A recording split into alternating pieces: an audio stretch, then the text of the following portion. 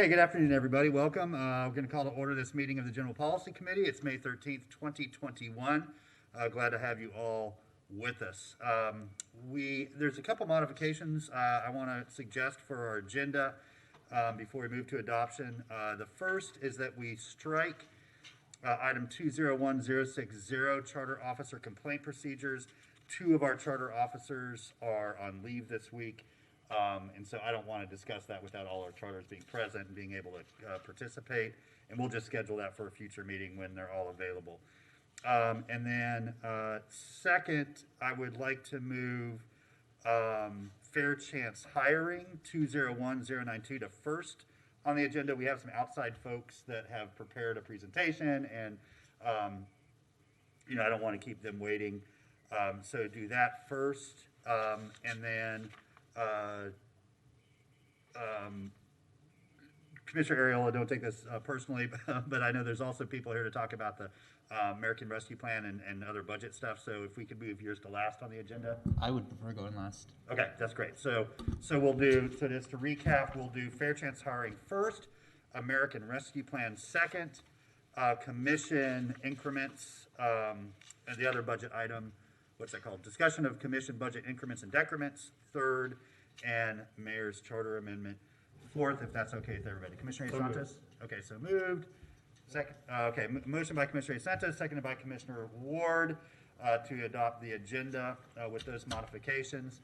Commissioner Ariola? Yeah, my only ask would be one of just let's try and keep an hour to each issue if you can.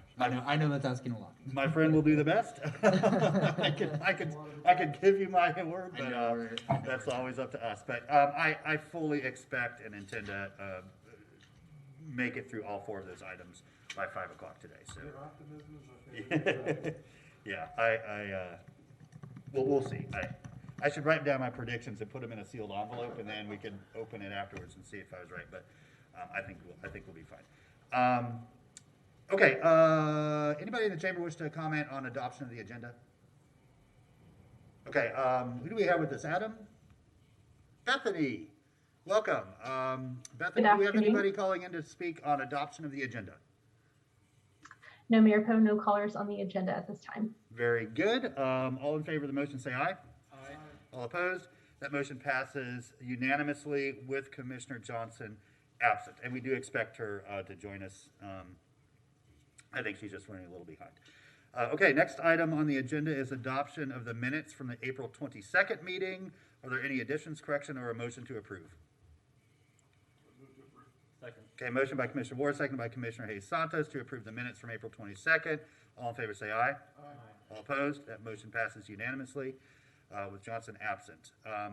Okay, our next item will be Fair Chance Hiring. And so I think, Madam Clerk, I will recognize Mr. Folston first, if he has any introductory comments, and then I know we have a presentation from the fine folks at Community Spring. Welcome. Mayor, Commissioners, good morning. Good morning. Afternoon. I'm sorry, good afternoon. I apologize. It's all relative. Thank you guys so much. So we received and did some research on Fair Chance hiring, and we had a wonderful conversation with the people of Community Springs. And so they're here this morning to present on that topic. If you have any questions of us in terms of the research that we've done, I've seen this presentation. It's a solid presentation, but if you have any questions of us, we're here to help answer, and Max, them are in the room, him and Tequila. They have been so helpful on this issue and this initiative. And so without further ado, we would like to turn it over to Community Spring as they present on Fair Chance hiring. Sorry, Mayor.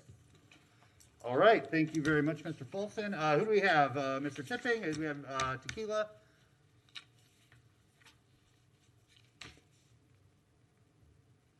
Whoever it is, we can't hear you if you are talking. You may be on mute.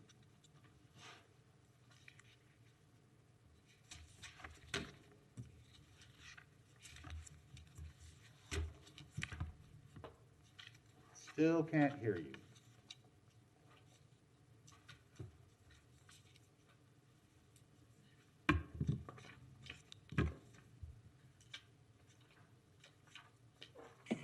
Mr. Folston, are you sure our guests are in the meeting? It would be Max Tipping or Tequila. I think her last name's McKnight. Yeah. Yes, let me see if they're outside because they are supposed to be here in person. So let me step out real quick.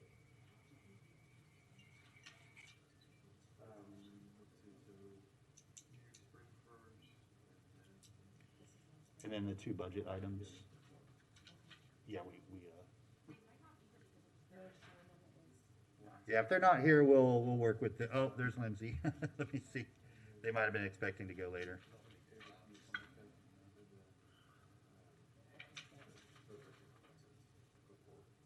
Oh, they're coming over now.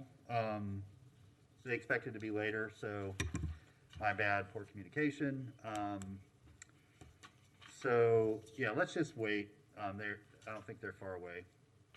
So let's, we'll just go in recess until they get here. Just be a few minutes. We'll be in recess for a few minutes. Thank you, Mayor.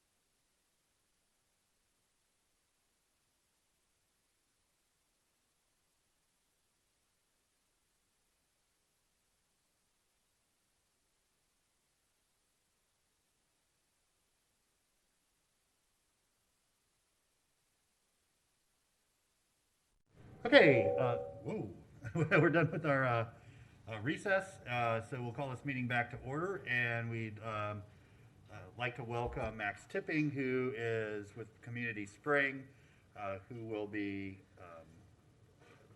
I believe, the main presenter for this, and then we have some other folks, I think, involved as well. So we've got your presentation loaded up, and love to turn it over to you, Mr. Tipping. All right. Whew, sorry, I ran over here from my office. Apologies, we had made accommodations to come later in the meeting, and so my colleague will actually be joining me hopefully very soon.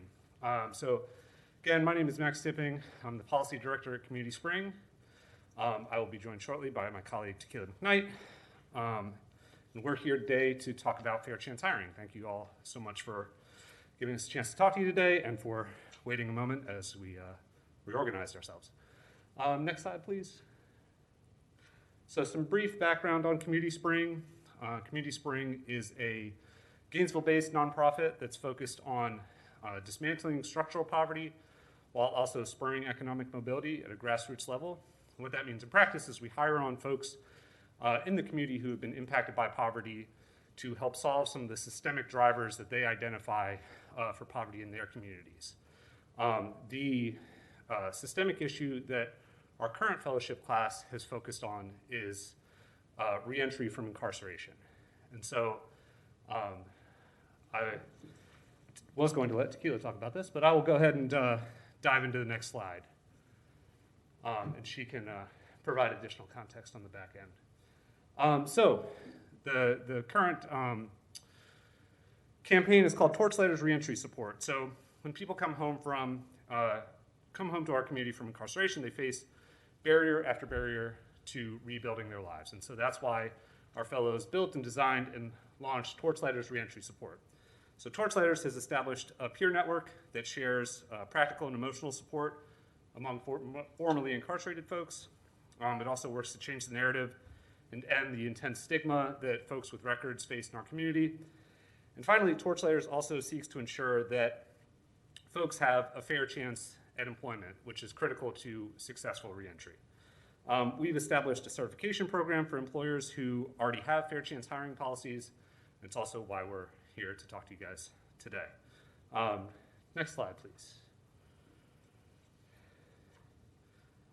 So, why do we need a fair chance hiring policy?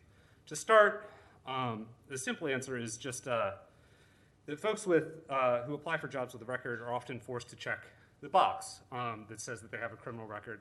That means that their application often just goes immediately into the trash without being fully considered. They aren't given a real chance to compete for a job, even when they're qualified and motivated to do it. And so in terms of scale for that, about 1 in 3 adults in the US has a criminal record of some kind. If you scale that down to Gainesville, we're talking somewhere on the order of about 38,000 people with a criminal record. On a national level, people who have been incarcerated also have a 27% unemployment rate, which is, for context, higher than the unemployment rate during the Great Depression. So a critical step in solving this problem would be a policy that actually gives people, everyone really, a fair chance to compete for jobs. And we're here today to ask you to adopt such a policy for Gainesville. Next slide, please. All right, so what is fair chance hiring? What does it look like in practice? The overall idea is to do an individualized assessment of applicants and not just focus only on their criminal record. In general, that includes removing questions about criminal records from applications and interviews, only asking about convictions, not arrests, and also considering the context of any convictions that come up. So that would be things like how long ago the offense occurred and whether the offense is related to the job. Now, there's nothing in a fair chance hiring policy that would require an employer to hire a particular person with a record. Employers still retain full discretion to hire the most qualified candidate for whatever job they're looking to fill. Next slide, please. All right, now, what are the benefits? So on an individual level, fair chance hiring results in increased employment and decreased recidivism. So take the first point, fair chance hiring policies have been shown to increase the chances that somebody with a record actually gets hired. This makes sense. When applicants are actually fully considered, employers are more willing to hire them. Similarly, in terms of decreased recidivism, joblessness is actually one of the number one predictors of whether somebody will end up being re-incarcerated. And so taking those two things together, you know, we're talking about this on an individual level, but bear in mind, again, this could be 1 out of 3 adults.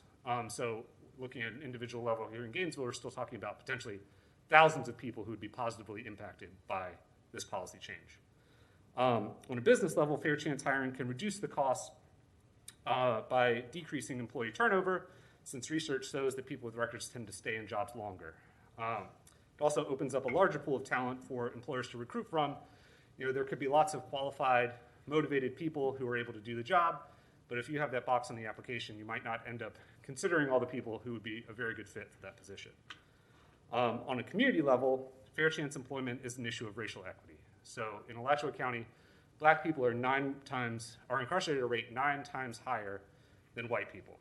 And all of those folks who are going to come back from prison or jail are going to be facing these employment barriers that we're talking about. Furthermore, criminal records are actually treated differently based on race in hiring decisions. So, you know, for instance, the negative impact on a criminal record on getting a job interview is actually 40% greater for a Black applicant than a white applicant.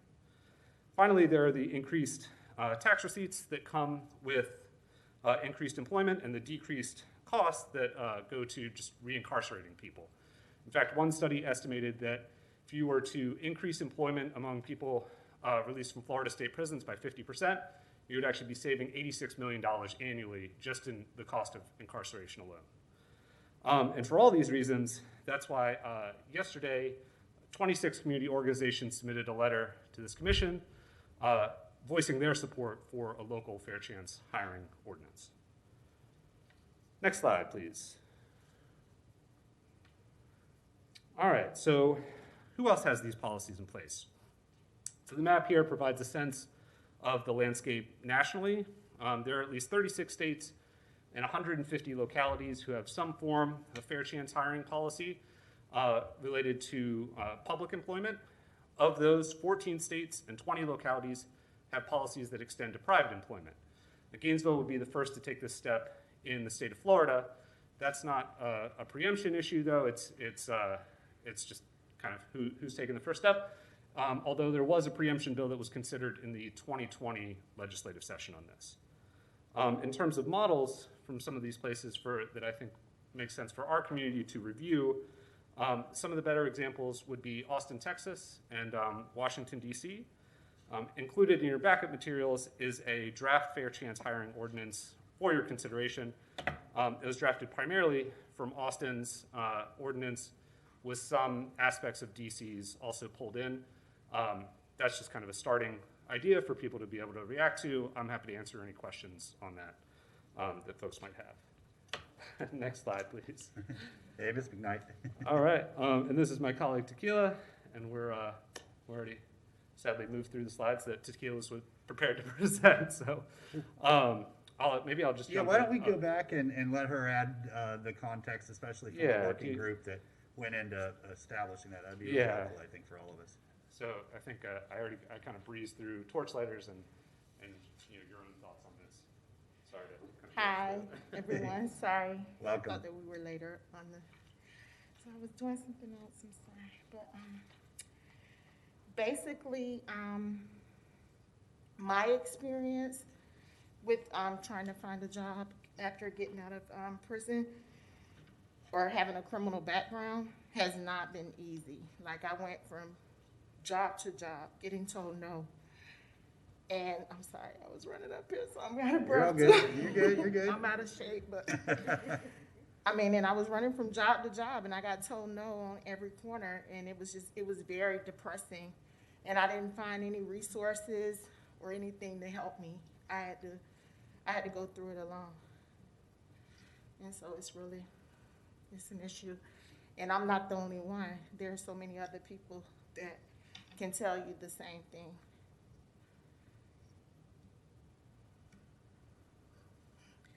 and I don't know where he was on the presentation, but. We did practice, I promise, but Yeah. we're a little bit. Well, thrown. and I think, Mr. Tipping, if, Ms. McKnight, if you could tell us a little bit too, just about the group of fellows you've been working with and kind of how you've gone through your process of bringing this recommendation to us, because you didn't start with this. Y'all been working on a bunch of things for coming on a year now, right? So I think that would help us as well as people watching or that might watch later to understand who you all are, what your experiences are, and what especially qualifies you to bring these kind of recommendations to the commission. So I'm a fellow with Community Spring right now, and with 4 other people, and we did you tell them about Community Spring? Yeah, just briefly. Okay, so Community Spring is a grassroots organization that hires people out of the community that has experienced poverty. And we, when you get hired, you all come up with a campaign to address whatever those issues are that you have experienced that keeps you in poverty. And so it was a collective thing with everybody that was there. We all have experienced reentry, or some parts of incarceration, and just that experience. And so we felt that that was something that was needed here in Gainesville, because none of us received anything. We didn't find any help for that. And even when we started that campaign, we didn't find anything. So that's where we came up with the reentry. And so we named that campaign Torchlighters Reentry Support. Sorry with this mask, and I can't barely read, but Torchlighters Reentry Support is a reentry support, peer support organization that we started. The peers from the fellows from Community Spring, we started it. And so what we were working on is we have a fair chance employment certification, where we went around to businesses around here and we asked them about their hiring policy. And if they fit the criteria, we came up with the criteria. And if they fit that criteria, we signed them on as a fair chance employer. And we give them a sticker on their door or wherever. And we put them on our website. And we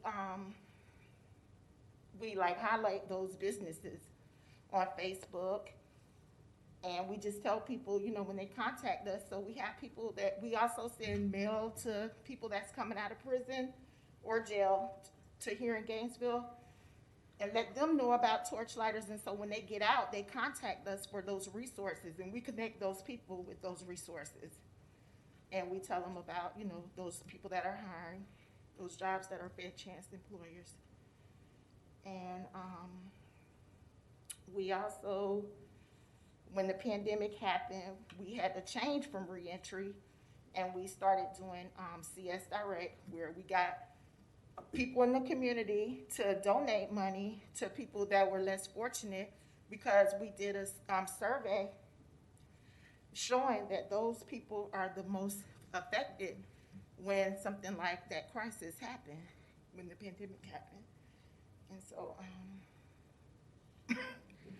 I'm so out of breath, I'm sorry. No, you're doing great. And I'll just, if I could just add like a little bit more context to what Tequila was saying. So as she said, it was, Torchlighters Reentry Support was built, designed, and implemented by Tequila and 3 other fellows, all of whom have been impacted in some way by the justice system. And so, the peer support network, the narrative shifting, the employment focus, all of that was built by them. And this is not only, they're pulling in, I think, their own personal experience, which is really what they're able to draw from, but also, this is what they hear all the time from folks who are coming home, who we've connected with through letters and things like that, is, it's this, coming home and just hitting wall after wall, especially when it comes to employment. Obviously, there's plenty of other things that fall in that bucket too.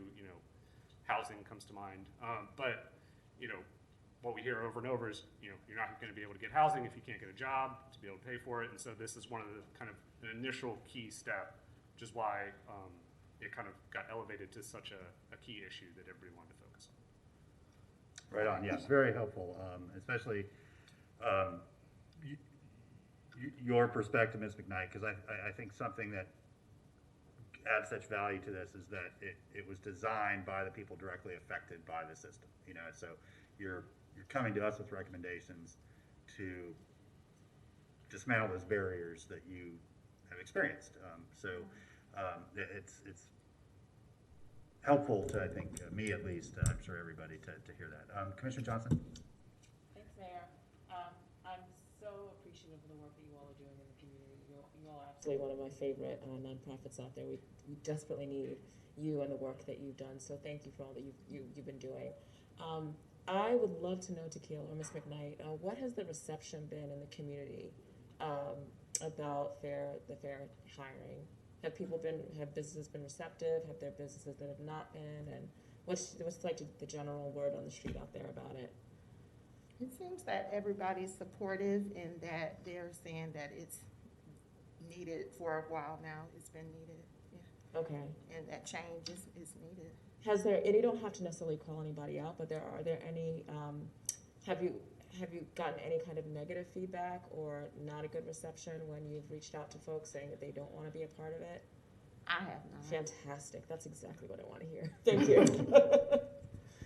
Thank you, Commissioner Johnson. Commissioner Santos?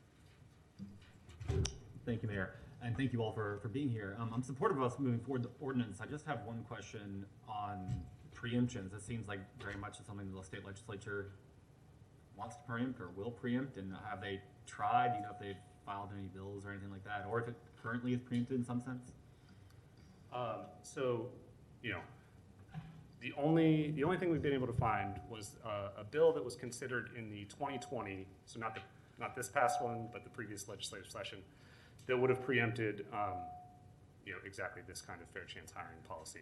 And if I understand correctly, it just died in committee. I don't have much more information on that. There was no bill considered in the 2021 session. And are there any other Florida cities that have, or Florida counties that have passed bills like this? Not like this. There's a whole host of Ban the box. Ban the box for public employment in Florida, but none for private employment. But again, that's not something. It doesn't appear to be any sort of preemption issue there. It's just that no one has, I think, thought to take this next step for inclusion. Thank you, Mayor. Thank you, Commissioner Sacco. Thank you, Mayor. And thank you both for this and all the background work. I know it's never easy to get people together and say like, okay, what are we gonna do? But you've achieved it, and I'm really excited for this project. I do have one question. I support it. I just have a question on, I guess, logistics and enforcement, and that would be, you probably don't have it in front of you, but Section 4, Item C. It says that an employer may not solicit or otherwise inquire about an arrest or criminal accusation made against an individual which is not then pending or did not result in a conviction, plea of novo contendere or deferred adjudication. I guess, how would an employer know of those unless they had asked already or had looked it up? Because I guess the confusion I'm having is if you bar employers from doing it, how would they even know? Mm-hmm. I can tell you the goal of that language, which was pulled, if I'm thinking correctly, from DC's, the goal there is just to limit what you're asking about to convictions or equivalent convictions and not arrests, anything that's not pending. So it would be like for instance, on the application, you wouldn't say, have you ever been arrested? And same when you pull the check, you would say, give me all the convictions that this person has. Or, I mean, depending on logistically, there are obviously details to work out, but at least if you're going to deny somebody employment, it wouldn't be based on the fact that they were arrested 10 years ago for something that they were never convicted of. You would only be considering anything that comes up on the check that is a conviction or a pending prosecution is basically the goal. And so, absolutely doesn't have to be that language, but logistically, that's the aim. Okay. And my second question is same section, item I. So if I understand it right, it means individual employers cannot ask these questions prior to having a written, what's the word? Proposal for employment. But I guess recruiting agencies can. And that one, honestly, so that language is pulled from Austin's ordinance, and I tried to find the equivalent for how it works in Gainesville, and this talks about a staffing agency. In the Gainesville kind of discrimination ordinance, it talks about something slightly different. I think what they were trying to tackle here, and to be honest, I don't know how often this comes up in Gainesville, but they were trying to tackle, I think, the issue of like a recruiting agency that says, hey, I'm going to put somebody in this position and I'm going to keep paying that person's salary. They're essentially in the position of like doing all the recruitment, doing the background check themselves, and then just putting the person into that other job. And so I think what I'm kind of reading between the lines is they wanted the ability to run the background check themselves, since no one on the other side is doing that, if that makes sense. Okay. That is not something that I have any like clear kind of guidance on what those different recruiting agencies look like in Gainesville or what their process is. But I think that was the carve out that they tried to have in Austin, so that it wasn't, I think that the issue would be if you recruited somebody, said, I'm gonna be in the position of paying your salary, but then the employer runs the background check later on down the process and denies them, that would just create confusion. Okay. Doesn't have to be exactly like that. I think that's just the way it was structured there. Okay. Yeah, I think I'd like that to be clearer if it moves forward, which I think it will, but when it moves forward, I just like that, I guess, better worded to be clearer for potential employees and employers, and for our EO office to then be able to enforce it clearly. Yeah. Because like the only way I can imagine that happening is something like a temp recruiter, where they're the ones employing someone and then putting them in the position. I think that is what it is meant to address, and I'm not sure how things function, here exactly, what the other provisions in the law might govern on that. Okay. That would be the only one I just would like cleared up. If that is the intent, I would like it cleared up to reflect that. Yeah, great. But otherwise, I love this. I always like seeing a fellow who helps bring along good things. So thank you both. Thank you. All right, thank you. Commissioner Dunkelwalker. Thank you, Mayor. I want to celebrate Community Spring and Ms. Tequila McKnight, who I have known for many, many years. We go back to, I think, elementary school. So I've had the opportunity to really see Community Spring. I think was it maybe about a year ago, I came out and I watched you all kind of beginning to build this from the ground up. It is so exciting to see where it is now. I want to thank you personally for doing the hard work to really bring about true meaningful change. Listening to Tequila's testimony has been powerful. I'd like to ask, what is the opportunity, or what has been the response of other community members, Tequila, who have found themselves in your situation to what it is that you're doing? What has been there? Yeah, what has been their response, and what is their involvement level and more opportunities to be a part of Community Spring in this work? Yes, they've all been happy that someone is addressing this. So the people that I'm talking to are really wanting, some change. They want to be able to live. They want to be able to take care of their families. Just because their past, they have changed. Some of this stuff is 20 years ago, and it's still being held against people. I'm not that same person, and she could tell you she knew me. I'm not. Anybody who knows that I'm not, and people can change. And how long should it go? Be held against someone. Thank you. Thank you. Wonderful work. I'm very excited. I want to get this moving forward and implemented as quickly as we can. To me, next steps seem to be referring this to our Office of Equity and Inclusion and the City Attorney's Office for a little bit deeper analysis. Make sure there's not anything we're missing. Make sure that what we ultimately bring before the Commission for final approval in ordinance form is enforceable. I think that to me seems like the logical next step. But y'all have done the heavy lifting, and I personally just very much appreciate that. I know how much thought and energy, and I'm sure some of the discussions were not easy, figuring out to do this the right way. And so just know that that's greatly appreciated. You know, we love to see, you know, our neighbors sort of empowered to bring us solutions, especially having experienced those challenges directly and knowing what the useful sort of solutions will be to those challenges. So really just thrilled that you put all the work in and got us to this point today. But yeah, I'm ready to move forward, and I think that's, to me, that seems like the next best step. Commissioner Santos?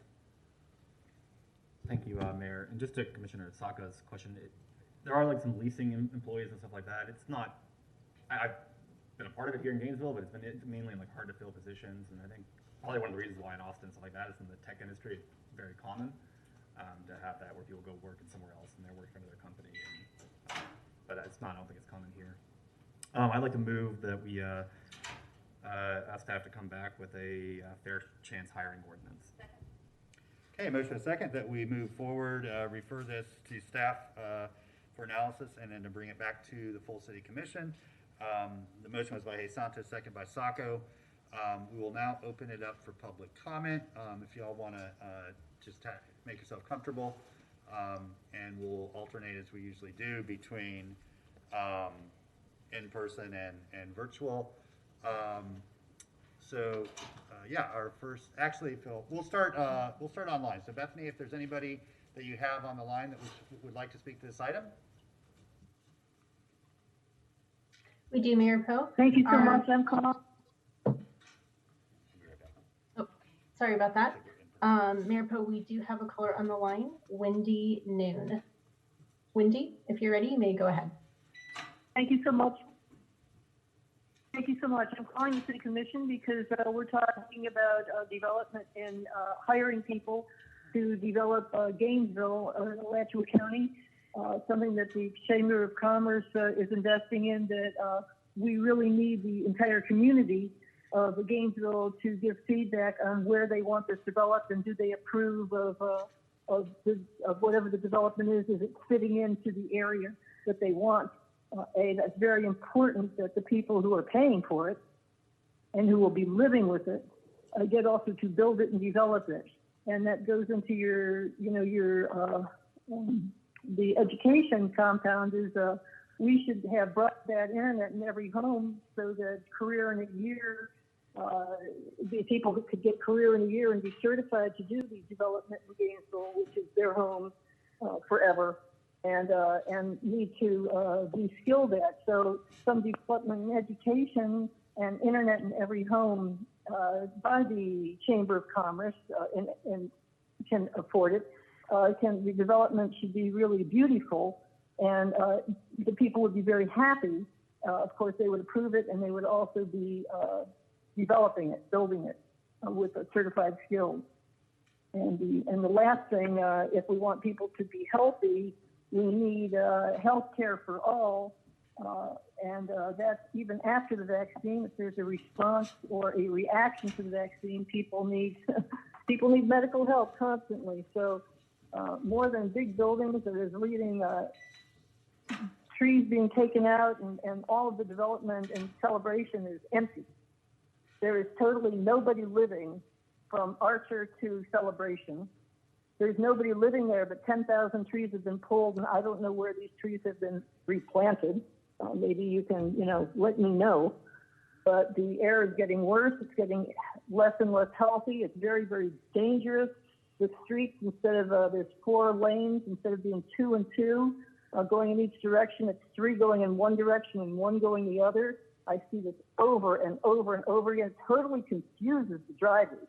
I don't know who's in charge of this, but it's totally confusing.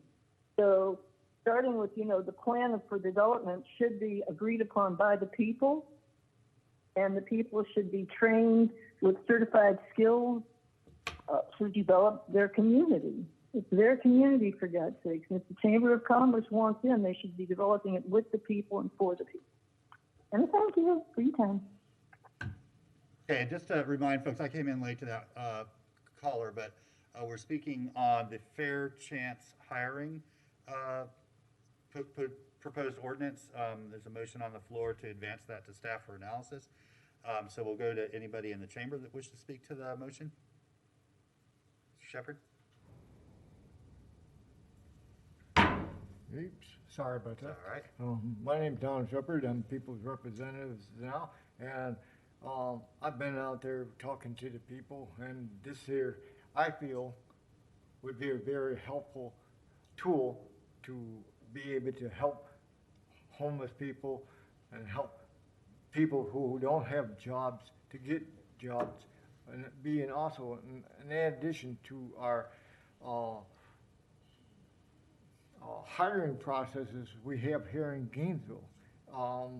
I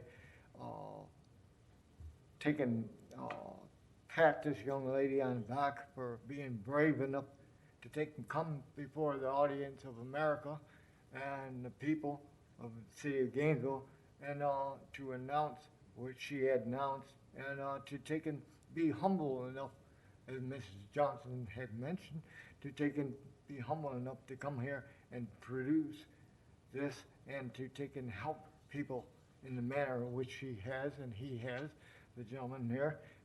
And this here is a need of the city of Gainesville.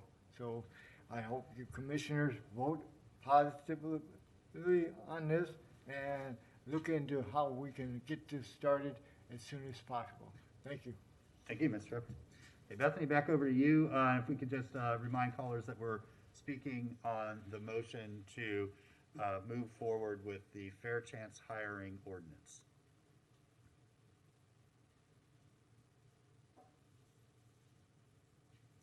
Ms. Bethany, do you have any other callers for this item? Yes, sorry about that, sir. Our next caller is Latasha Brim. Latasha, if you're there, you may go ahead. Thank you. Hi, I'm calling. I'm Latasha Grimm. I'm also a Community Spring Fellow. And I just wanted to say, taking lead on the Fair Chance Hiring Certification Program is something that I had been passionate about because there are so many positions that I qualify. I have so much experience and so many skills. And because of, having a criminal background, I was unable to find employment that, first of all, that I was used to and qualified for. Doors were closed in my face. It gets to a point where it almost makes you have, I want to say, like PTSD surrounding even applying for a position because you're turned away so often, and then you're limited to getting several maybe low-paying jobs that don't really sustain you and your family. But Fair Chance Hiring can it opens doors for people to rebuild their lives. It's good for the employers because it gives them, an untapped resource of talent, reduces employee turnaround rates, saves them money and training costs. It's been proven that people that have a criminal record tend to stay in a job longer and actually grow with that company. So, and help grow the company. It's good for the economy. People are, feel more welcome and, accepted in their communities. So, I think it's a good thing, to move forward with the Fair Chance Hiring Ordinance. Yeah, I'm calling in support. Thank you. Thank you so much, and thanks for all your work on this. Okay, anybody else in the chamber that wishes to speak to the item? Okay, Bethany, back over to you. I believe we have one caller left to screen. Let me double check with our staff.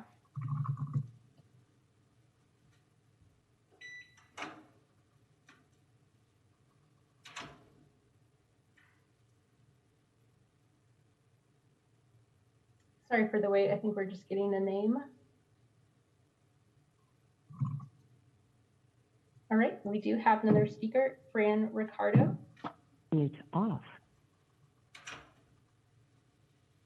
Fran, if you're there, you may go ahead.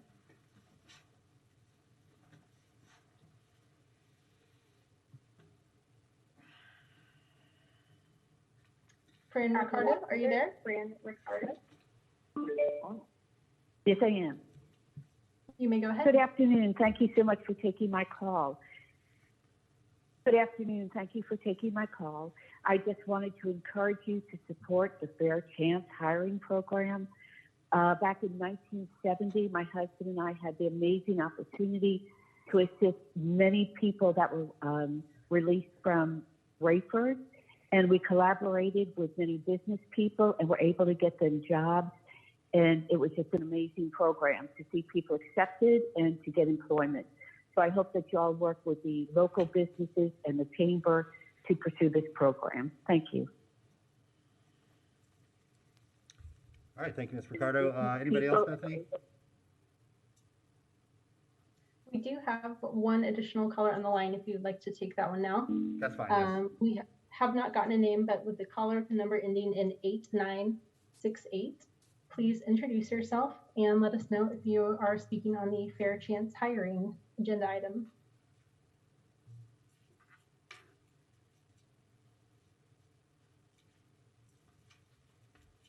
Once more, the caller ending in 8968, you are live in the meeting if you would like to speak on this item.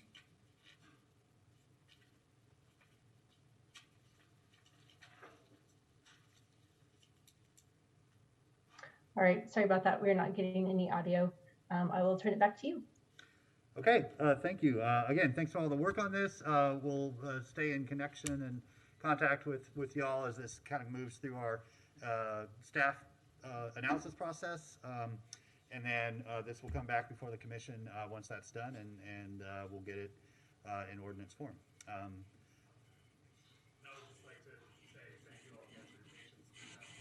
Truly just car wreck of a presentation. We had so many other plans. We actually had other people who were planning to call in, but we told them that we were going to be later in the day, so we'll just make sure that they get their comments in. Yeah, it's all good. You all did a great job. Preparation, beats something. I don't know. There's a sound out there. Perspiration, something like that. Thank you. All right. All in favor of the motion, say aye. Aye. All opposed, the motion passes unanimously. Thank you very much. Thank you. Okay, our next item then will be a discussion of the American Rescue Plan. And we got some additional backup from Commissioner Johnson that we'll get into the record beyond what we see in our backup and legislature there. Before I go to the manager, Commissioner Ward? No. Okay, Mr. Feldman? Thank you, Mr. Mayor, members of the commission. I'll be brief. I think we all know that the president signed the American Rescue Plan Act, and in there was a considerable amount of money that is coming to cities all across the country. We had been waiting for guidance on how to spend that money and we received that, and that's attached to your backup. In addition to our staff your staff has started to take a look at potential projects that were out there that based upon what we knew at the time and still know now, we think are eligible for this money. This is only given to the commission as a straw man, as a place to start. It is not a formal recommendation from us, but I thought it would be important to start listing out projects that we've heard the commission talk about over the last couple of months and try to see if they were eligible for Rescue Plan Act dollars. So that's what you have today. This is really a starting point. I'm not anticipating that the commission is going to make any motions today on allocations.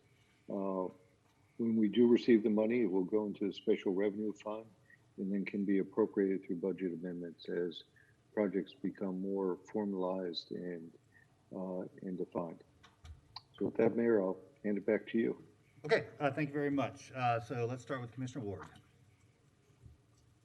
Thank you, Mr. Mayor. So I appreciate the manager putting some ideas out there, Commissioner Johnson for putting some ideas out there and emailing them around to the commission. my hope is that we can approach this from a standpoint of figuring out what it is we're trying to accomplish, and how we can philosophically approach spending this money instead of just spending the money. I would like to not make decisions today about specifics because we have not had enough opportunity to talk about it. We don't get this money back once we spend it. It's a tremendous opportunity, and I want us to be careful with how we do it. I don't want to take forever. I don't want to take months to figure it out, but I do want us to very carefully decide what categories we want to spend in to meet the needs that we're trying to meet, and to be really careful and intentional about how we approach it.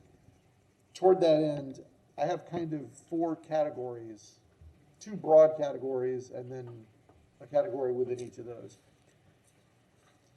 that I hope we can lead toward. And I don't think this is certainly going to be controversial at all, but it's helpful to me to think of it in broader categories. The first thing that I want us to approach is making whole whatever we can that was lost during the pandemic and will be lost going forward a little bit. And the 2 broad categories within making us whole are making city operations whole. In other words, paying for things, lost revenue, that sort of thing, that we will be missing as we go through our regular budget process. So make city operations whole, make our neighbors whole. So people who lost their jobs, people who are being evicted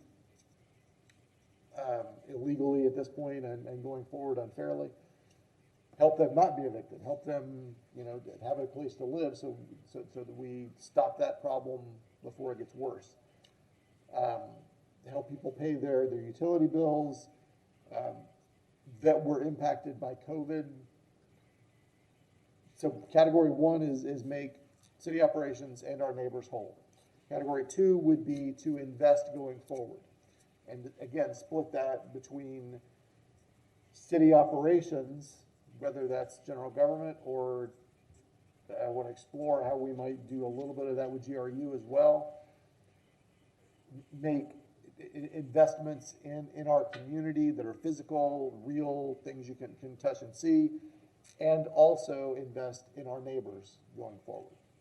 And that can take lots of forms as well. That can be through helping people have more energy efficient homes. It can be through directly investing in nonprofits who are helping people live better lives. But those are the categories that I would like to see us move into. First, making everything whole as much as we can, and then looking forward and investing in physical touch and see kind of things, and investing in our neighbors. Those are the categories I would like to see us thinking toward, with the intent of, again, recovering whatever's possible from what's been lost and strengthening us going forward. Thank you. Thank you. Commissioner Johnson. Thank you, Mayor. I wholeheartedly agree with Commissioner Ward and have a couple of additions that I'd like to add. I took the time to go over the rescue plan, and there was a lot that came out of that. And I think their guidance was really prudent and something that we should follow. So I'm going to go ahead and take a minute to bring some of that up and read to you a couple of points that they made.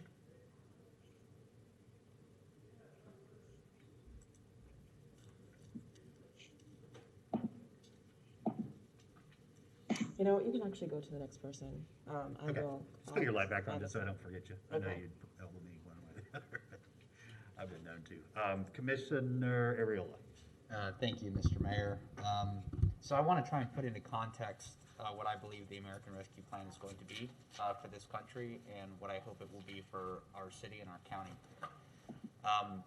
Much to, I'm sure, the joy of Commissioner Harvey Ward, President Joe Biden has been modeling himself after the early day of President Franklin Delano Roosevelt. And I say that because I believe that these funds can. Do y'all hear them? Am I just yelling? They're addressing. Cool. So I say that because I think that when you look back at the impact of a lot of the spending projects that President Roosevelt had, there were buildings in just about every American city that said paid for by the federal government, paid for by these programs. That's the kind of impact I want the American Rescue Plan to have in Gainesville. I want our residents to be able to see brick and mortar contributions to their communities that says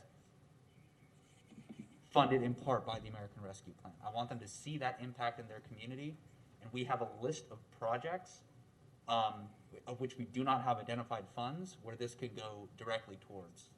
And for me, they're all economic development projects centered in the east side and South Main Street.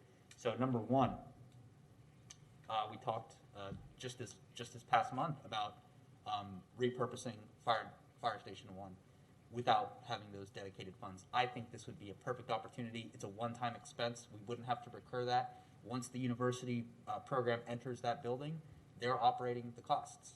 And I think that would be a tremendously wonderful use for these funds. Secondly, we have talked a lot about a grocery on the east side of Gainesville. We can go a couple of routes. I think the preference is to decide between an RFP and directly negotiating with a vendor. Besides the point, the funding that can come from this project can go towards that if it's a one-time expenditure, because we're not going to own and operate that store. At least from my perspective, that's not my intention. My intention is to have a partner operate that for us, and we can offer that money to help the acquisition. We've talked a lot about a clinic. I think that there is reason to believe, either through this project with the old Save-A-Lot corner or another project that may be coming, we can commit more funding to those capital outlays. So if you add all that up, we're probably getting close to $10 million on those capital expenses alone. But I think that can be the most impactful $10 million to the east side of Gainesville that we've seen since the early investments of Cornerstone and since the promises of Heartwood. And if you all went on the tour to the Save-A-Lot, where you could stand and see the windows and see the corner there, the type of development, the type of economic development between a bank, a grocery, a clinic, Cornerstone, CRA, I'm going to plug the Bidwell project.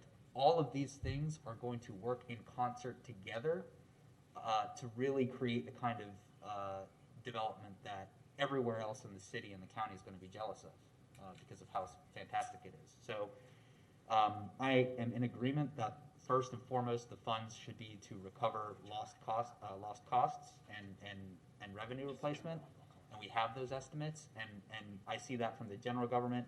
As I mentioned yesterday, it's also important we see that from GRU. We held the line on assistance for a very long time. I'd like to know how much of these funds we can use to recover what we lost in providing all that payment assistance and all that fee assistance and delays and shutoffs and delaying those and ending those. I mean, all of that had a cost to the utility, which I think is part of what we're seeing this year in this budget. I really like a lot of the ideas presented, not just by Commissioner Johnson, but here in this the thinking in the policy link paper that you provided us. I think that I want to take a systemic approach, because the county's getting a giant chunk of this change too, and I'm not going to sit here and pretend that either governments are going to have a say in how one another spends their funds. But I do think as long as we're aware of what one another is spending funds on, we can be careful not to be redundant with those funds, and at least spend on projects where we can make the most effect here and they can make the most effect there, and really maximize these $80-some million that are coming to the community. I saw it freeze. The Zoom crashed. But in any case. Just pause then, if you will, because people at home. Oh, right. Yeah, loyal fan base doesn't want to miss out on any of the dialogue. Okay, are we up and good again? Everybody can hear us? Okay. Yeah. Yes, sir. Okay, thank you. Great. So all in all, to wrap it all up, I've got an open mind. I want us to think exactly what problems are we trying to solve, and how these funds can be transformational. But my big ask for the commission is going to be those $10 million in capital costs, and some of that can be shared. It doesn't have to be all out of the ARP funds.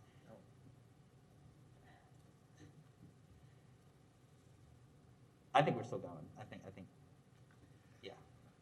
Okay. Madam Clerk or Broadcast, are we dropping in and out, or do you need us to recess? I believe that the Zoom platform has restarted. It looks like all of the participants are still in the meeting. Okay. We just don't want people at home missing out. I believe we're okay, Mr. Mayor. We're good? Okay. Thank you, Scott. Okay. Yeah, Please continue. and yeah, well, now I'm just getting all tripped up in my words and my line of thinking, but I think you all have caught the gist of what I'm saying. This money does not come back. We spend time and time again talking about how we don't have the money for certain projects. This is a considerable amount of money that can help with a lot of those projects. But also keep in mind, it's not a whole lot of money. $32 million can be spent really quickly. And for example, I love the idea of spending money on affordable housing with this. I think in conjunction with the county, between the two of us, we probably could. But us alone, we'd be digging, we'd be making a small dent. It's just so expensive, which is why the private sector handles so much of that. So that's why I want to focus on the projects that I mentioned. We've already talked about them. We've already had discussion about them. Some of them are ready to go, and some of them have partners who are expecting that funding. And I'd really like to see this. Honestly, by 2024 is when they have to be spent. By 2024, we've got people who have seen these doors open and are already running. So that's my 2 cents. Okay, thank you. Back to Commissioner Johnson. Thank you. I will start again. Thank you, Mayor. So I agree with a lot of what Commissioner Ward and Commissioner Ariola said.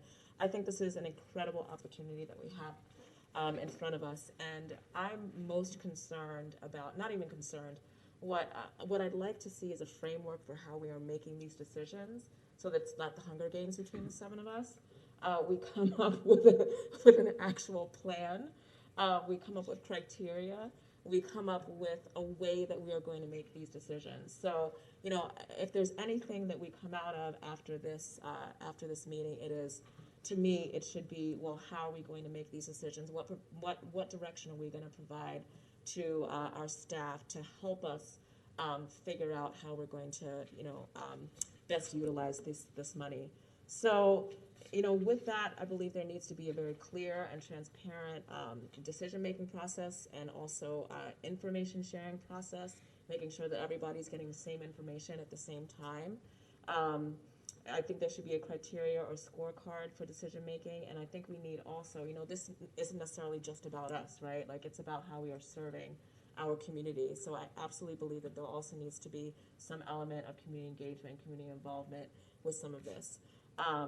And I went ahead and made kind of my wish list of, and I'll let you know, this is not necessarily just my wish list. I had extensive conversations already with people in the community. I went ahead and I read the entire document, and I want to point out some key phrases that this document uses, and I think that is absolutely fantastic guidance about the way that we need to be thinking about how we're making these decisions. I've counted no less than 10 times and potentially more about how we're supposed to be utilizing this money. So it says, the interim final rule takes into consideration the disproportionate impacts by recognizing a wide range of eligible uses to support families, businesses, and communities hardest hit by the COVID-19 public health emergency. And then it goes on to say again that we should be providing assistance to those households, businesses, and nonprofits in the communities most disproportionately impacted by the pandemic. And then it goes on to say, once again, that we should be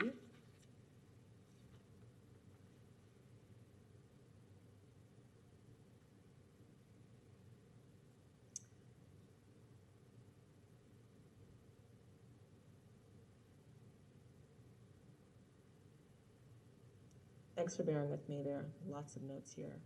It's only 151 pages.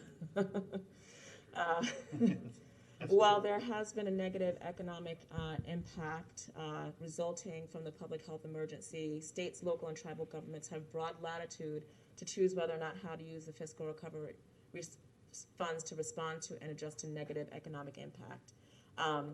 Several types of uses that would be eligible under this category, including assistance to households, small businesses, and nonprofits to aid impacted industries such as tourism, travel, and hospitality. But the main point that I want to bring up is that throughout this document, they are continually mentioning that we should absolutely be prioritizing these funds for the use of the most impacted community members. And that's what I would like to see that's what I'd like to see at the forefront of our decision making, which is why I also went ahead and gave you all this information about the top 10 priorities for advancing racial equity through the American Rescue Plan. And I think this is a perfect document to begin to frame how we're thinking about the funds. So after going through this document and understanding all the different ways that we could use these funds, I came up with a list that I'd love to share with you. I'd like to get your feedback on to see kind of where we are. Once again, this is just a starting point. I look forward to, I imagine this is going to be the first of many conversations. And like I said, like the best that we can leave here today is what those conversations would look like and what the framework is for making these decisions. So right now I put out, Marie, is it possible to put this up on the screen? Do you have it? Oh, look at me. Yeah.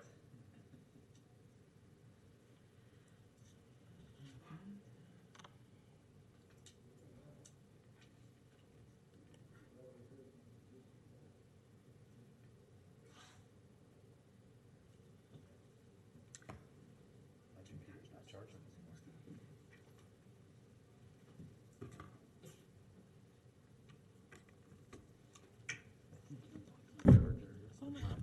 Oh, did I? Sorry. I was forward charged. Thanks.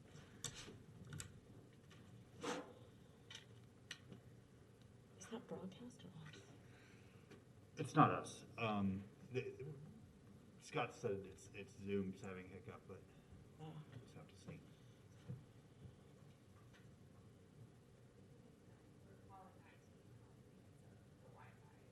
Okay, let's go in recess to see if we can get this worked out. We will be in recess until we figure this out. We'll come back one way or another and let you know whether we're going to be broadcasting on Zoom or not.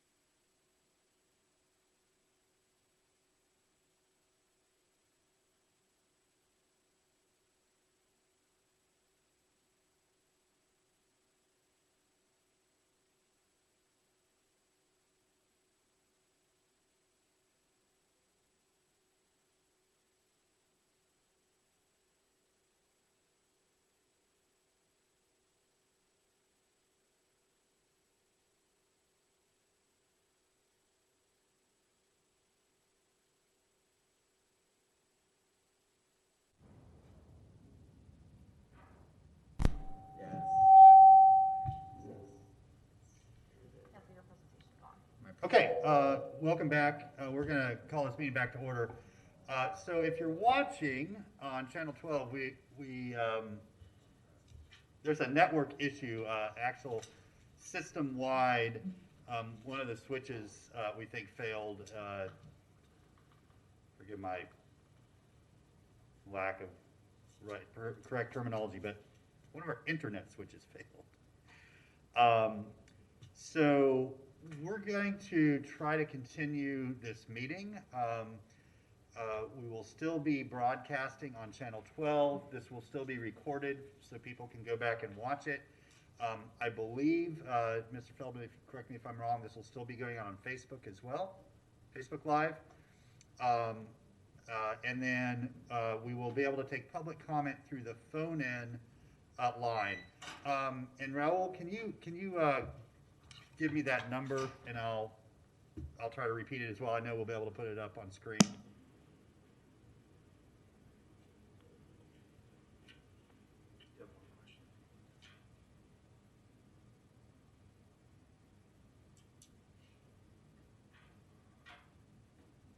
Hold on, we're getting that number. So the only thing that really will not work, at least for temporarily, is Zoom. And if they get that switched out, then we'll come back up as well. But it'll be sort of like the olden days here, before Zoom. It's still got these numbers. It's the same. Okay, so the number for public comment when we get to that point will be 800-876-7516.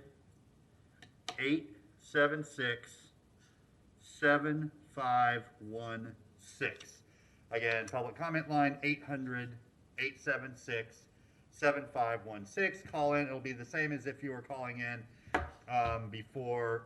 They'll take your name, what issue you want to talk to, and put you in the queue. So everything should proceed as normal.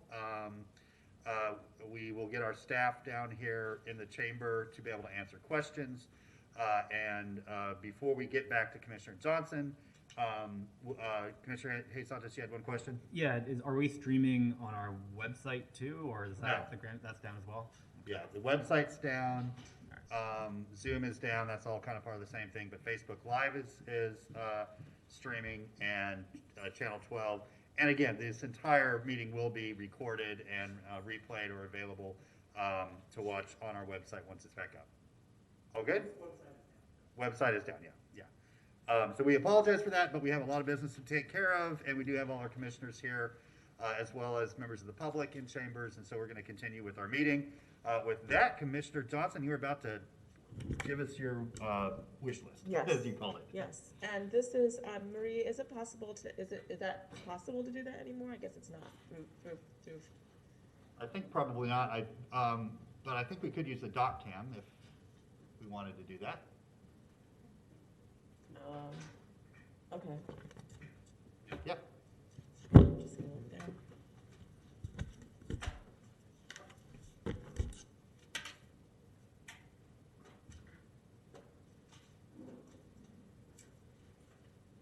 I'd like to welcome the city manager and the clerk back to the commission chambers. Yeah.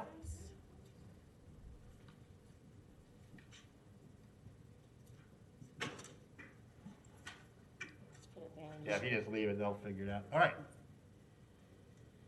Okay, great. So this is what some suggestions I came up with the community, and this is what I'm proposing: $5 million to address affordable housing, and affordable housing defined as low and very low income, and then $5 million to address broadband. And I believe that we should begin these efforts in underserved areas per the census tract data, and also per the Treasury guidance. On page 7.1, it says, the interim final rule provides that eligible investments in broadband are those that are designed to provide services meeting adequate speeds and are provided to unserved and underserved households and businesses. proposing $3 million to scale up our community resource paramedic program. We understand that folks that are most disproportionately impacted with health are those in our low-income categories, and the community resource paramedic program has been exceptional in addressing that. So I think right now is a fantastic time to be able to make additional investments in that. A bonus for all city employees making under the area median income, which works out to, I think the area median income is something around $39,000. So I just said, under $40,000. And I had asked staff to give me exactly what that number is, and that number is 523 people between both the GRU and general government, so the entire city. And if we give them a $1,750 bonus, that works out to close to $1 million. We are considering some raises, some rate increases for GRU, and that is going to be problematic, especially for our low-income neighbors. And I said previously that we would need to have something in place specifically for our low-income neighbors for me to feel at all comfortable in raising the rates. And I think that at least this is one avenue. I'm going to be talking with our policy folks about giving some additional direction, not even direction, but some additional ideas. But I think $1,000 credit over the next 2 years directly on people's bills that follow them is a way to be able to address that. And Ed said that he would be able to give me what that number is. Ed, are you listening? And if you don't have it now, we can always come back to it. He's not going to be listening. Yeah. He's not listening. Okay. No. Not that he doesn't want to, but because he can't. Okay. So the $1,000 direct that follows the person to wherever they live over the course of 2 years. And then a grant to groups that specifically work with our immigrant and undocumented neighbors. And that I'm proposing $500,000 for mental health vouchers for low cost and no cost mental health assistance that needs to be culturally and ethnically compatible therapists. And I think that we will need to do some work around that to make sure that that happens. I already mentioned clearly that was important to me because that's the second time it's on here is the bonus for city employees. That was a mistake. $2 million to nonprofits that serve underserved communities per the guidance of the Treasury. We can work on funding an apprenticeship and recruitment programs for women and people of color in partnership with IBW, the sheet metal workers, the plumber, and the pipe fitters. And all of this, I put results oriented because I believe that this needs to be a data-driven process where we are collecting the data to make sure that the program is working. So that's why I said that this needs to be results oriented. There need to be some good results that come from this. The expansion of community violence intervention, the document specifically mentions that we can fund programs that are related to decreasing violence, and we know that some of that is increasing in our community, and there's some wonderful programs out there specifically like Reichert House and JBATS and BOLD programs that do that type of work. And $2 million set aside. We have said that participatory budgeting is a priority of ours. This is a fantastic time to be able to work in communities specifically to address what their concerns are. So I think that we should set aside a certain amount of money, and then we would come up with a process for how we involve people and eventually expend that money. And then we have some homelessness needs in our community. And one way that I think that we can address that is proposing that we match, and I have not yet talked to specifically any of the county members about this, but my hope is that they would be able to match whatever we did to be able to fund new housing at Grace Marketplace. And last but not least, which I'm most excited about, is within the community, it's much more than $84 million, Commissioner Ariola, because I think we need to add in the school board, and I don't have that number, but I think it's probably close to minimum like 150, 80, it could be upwards of $150 million that's coming. Do not quote me on that. I'm still getting the number from the school board. But that's $150 million coming into our community over the next couple of years, which I think that we can leverage. And, you know, there is a new effort towards collaboration with the city, county, and the school board. And I have had a couple of conversations with some folks on the school board and the county. And I think that if we set aside a certain percentage, I am proposing 7%, if we each set aside some of our money to say that we are going to work on a project collaboratively. We can decide what that project is. It can be a subcommittee, whatever way we work that out. But we can leverage those funds to be able to do something of mutual benefit and interest to our entire community together. So that, to me, can be very, very powerful. And that is, those are all of the ideas that I have. And I'm looking forward to hearing what your feedback is and seeing how we come together on moving some of this forward. Okay, Thank you, Mr. Johnson. And back at broadcast, there's some sound coming through the speakers, I think from some other source. Thank you, Commissioner Johnson, for all the work and thought you put into that. Commissioner Santos. Thank you, Mayor. Yeah, thank you to everyone who has spoken so far. I think there's some great ideas out there. I think in terms of kind of, and also two other entities that are, I know the University of Florida is receiving funding, but that probably has to go for across the state too, but I think they're close to 75 million or something around that, but portions of that are set aside for what they have to spend it on. I think Santa Fe College is getting some money as well. And I do agree. I think we need to look and see and discuss what are the other entities doing.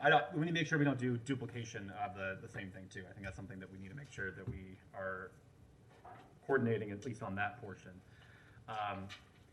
Looking at kind of the broader ideological view of the dollars being spent, similar to Commissioner Ariola with these large amounts of kind of one-time money, we should look at how do we change kind of the underlying issues. That's what I want to see. How do we impact something that is not just going to help today, but it will solve this issue for a generation and stuff like that. And that's where that's where I would like for us to look at projects of what are the projects that will actually change the underlying issues that are there instead of kind of a one-time or smaller kind of things. And that's where my thoughts are in these kind of, I'm looking for funding. Looking at some of the list, and I haven't had a chance to go deep into yours, Commissioner Johnson, I apologize, just got it. But looking at some of the managers ones out there and then talking with other people, one of them is broadband. COVID showed that it was there before, and it showed how much of a highlight that is, an issue that is of having good broadband infrastructure. I do think by putting $13 million, we would probably be able to hit around 9,000 homes. And that's maybe a little less and a little more, but that would be a major impact. I think one of the areas we should to do is to run it to every single Gainesville Housing Authority building. I think that's around 2,000 units. That would be transformational and be able to give them either for free or a very low price for that internet. I also think building out in Duval neighborhood is another one where we have kind of focused our resources and trying to transformationally change and make it a complete neighborhood once again. I think that's another area. And then also looking at across the city and other neighborhoods that we could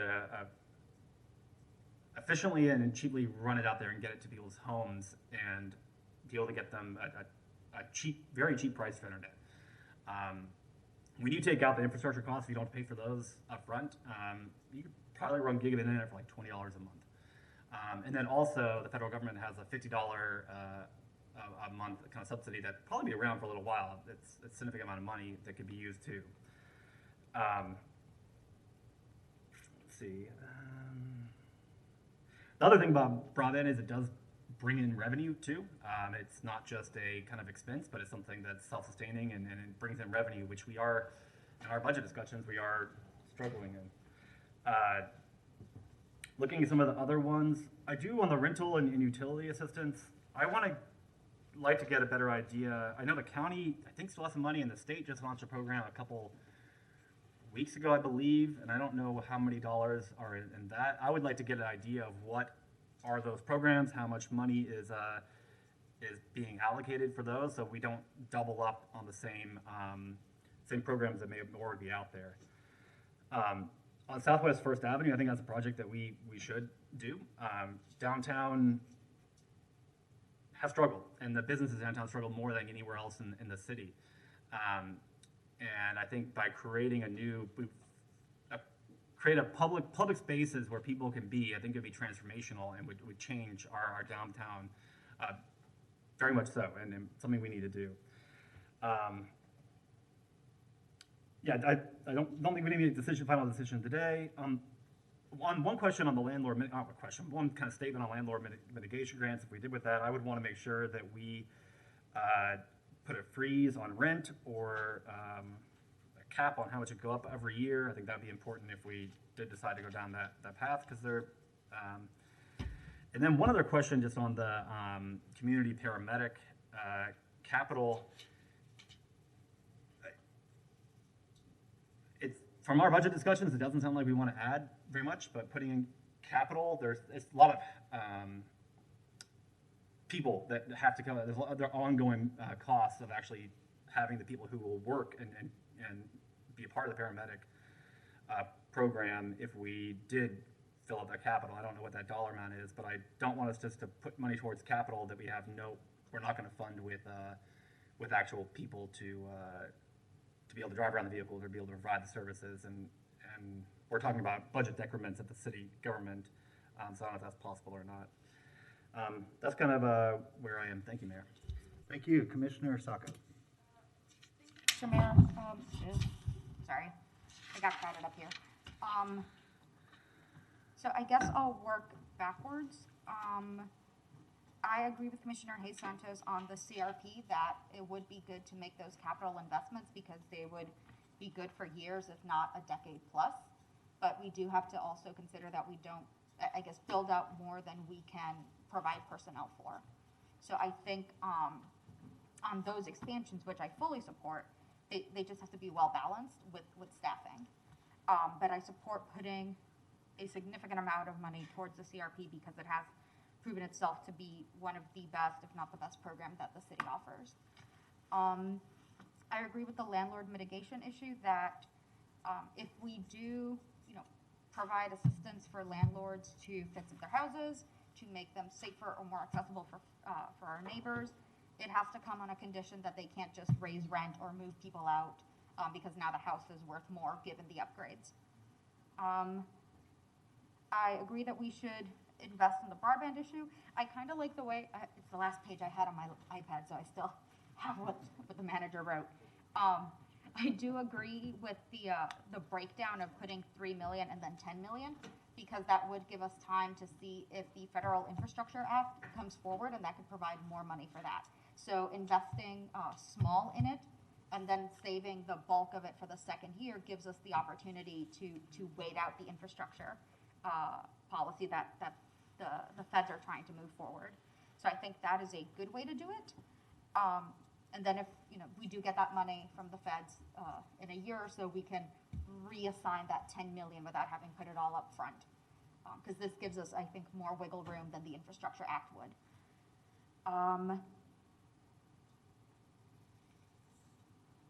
I think that overall what I want to see from our use with this money is similar to what most people have said: recover our lost revenue, to make everything kind of whole after the pandemic, investing in building up our city, and that would be through capital projects. I don't want it to be continuing costs, so I don't want us to decide to expand something that we can't staff later, that in 2 years we just won't have the money for. Because while it might be great in the interim, it doesn't really help anyone if we build up expectations of these services and then in 2 years bring down the axe and say we actually don't have money for this, because we won't have that 32 million extra to our budget. So I don't want it spent necessarily on services or staffing that is meant to be permanent or continuous. To address Commissioner Johnson's list, I I agree with the intentions of a lot of them. I have concerns that some of them may not be necessarily practical or feasible. So I do not think that the city overall should be in the process of building housing. Somebody can correct me if I'm wrong, but it took about 10 years to build Heartwood. That kind of demonstrates that while we can do good things, it's going to be a very slow process, and I don't think, given the cost of construction materials, that $5 million will be able to provide. It won't be a great return on investment. It might not provide the number of housing that we are envisioning or hoping for.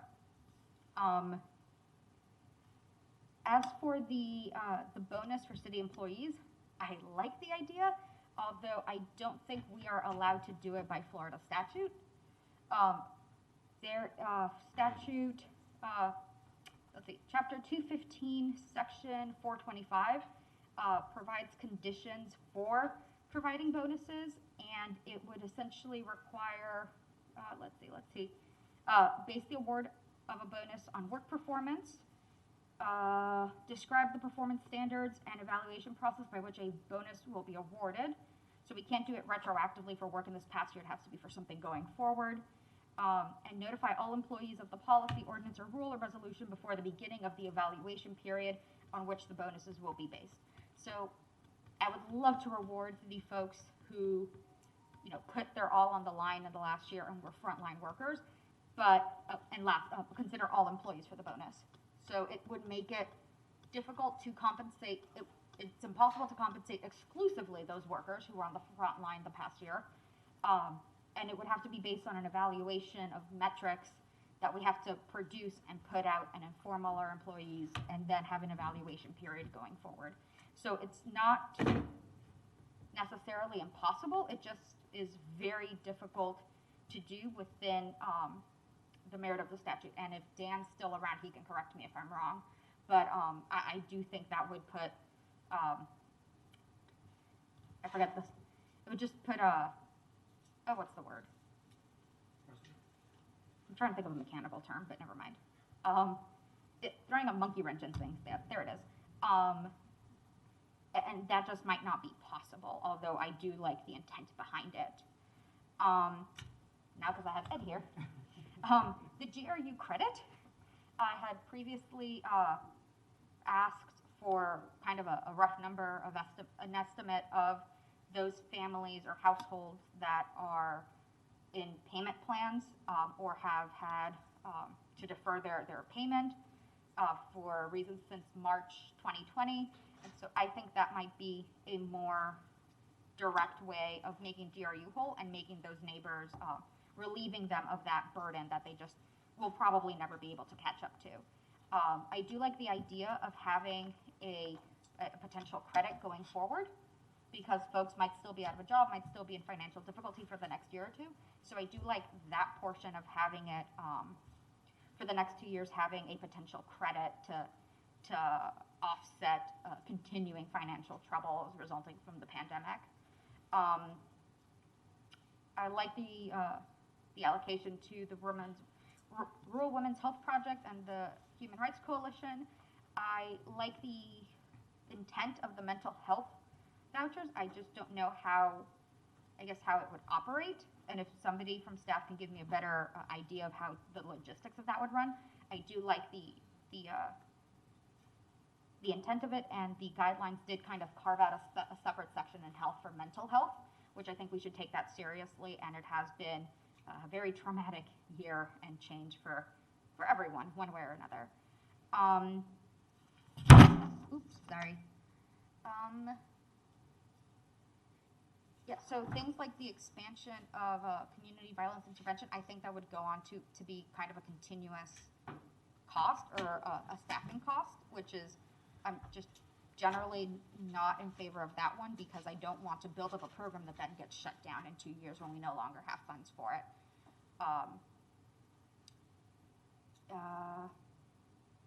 And similar with the last one with Grace Marketplace, the 1.5 million. The county won't watch this later. We're watching right now. I don't want to put 1.5 million on hold with the expectation that we and the county will agree to something at Grace Marketplace. I think we've already done that once and it did not work out well. So I don't want to make this contingent on the county agreeing with us on how to move forward on that. I think if we are going to fund something at Grace, it should be something that we agree with Grace. And if Grace wants to ask the same of the county, they are welcome to do that. But I don't think if we intend to give that money to Grace that we should essentially hold it until we and the county can come to an agreement on it. I don't want that to be a delay in being able to assist Grace. Likewise with the mutual benefit projects, it's hard for this commission to agree sometimes. I don't want to see multiple boards try to agree on something, because that would take, maybe I'm just being a pessimist, but I think that would take a very long time for all of us to agree on one thing that we all think should move forward.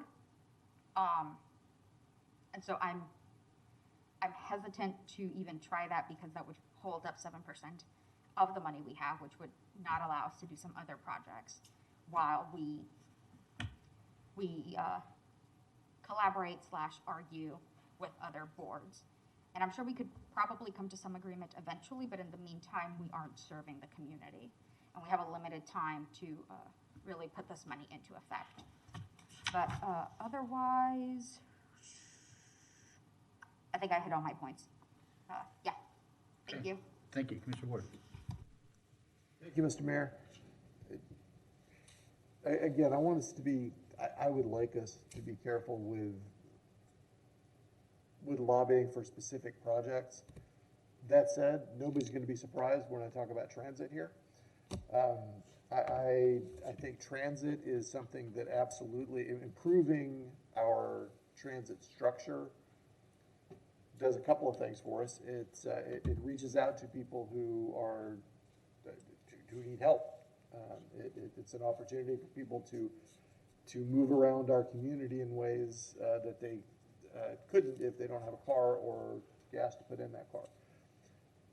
I also believe transit is one of the great democratizing influences that we have control over as a commission, and I want to see us keep it up front. There are things that we have in our 10-year transit plan that are fundable through this, and here's the secret of transit. If we spend money on it and improve ridership with that money, if people respond and there are more people riding the system, we potentially, not definitely, but potentially then qualify for larger federal grants for having improved our ridership. So it's potentially an investment that it continues to feed on itself. There is nothing that's been talked about that's a specific program that isn't worthy of what we need to do. But I really would love for us to come out of today, as we talked about earlier, understanding how we're going to approach this. And keeping in mind that half of this money doesn't even appear till next year. I want us to be careful by thinking about other organizations' money, because once money shows up, everybody has discussions about it internally.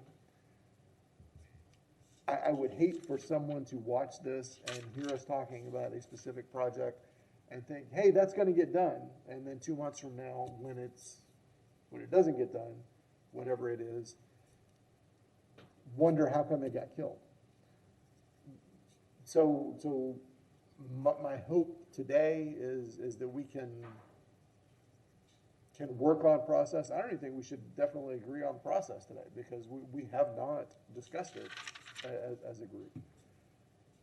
I'm glad that we're talking about what's possible. Maybe what we should do is all come back with projects in mind.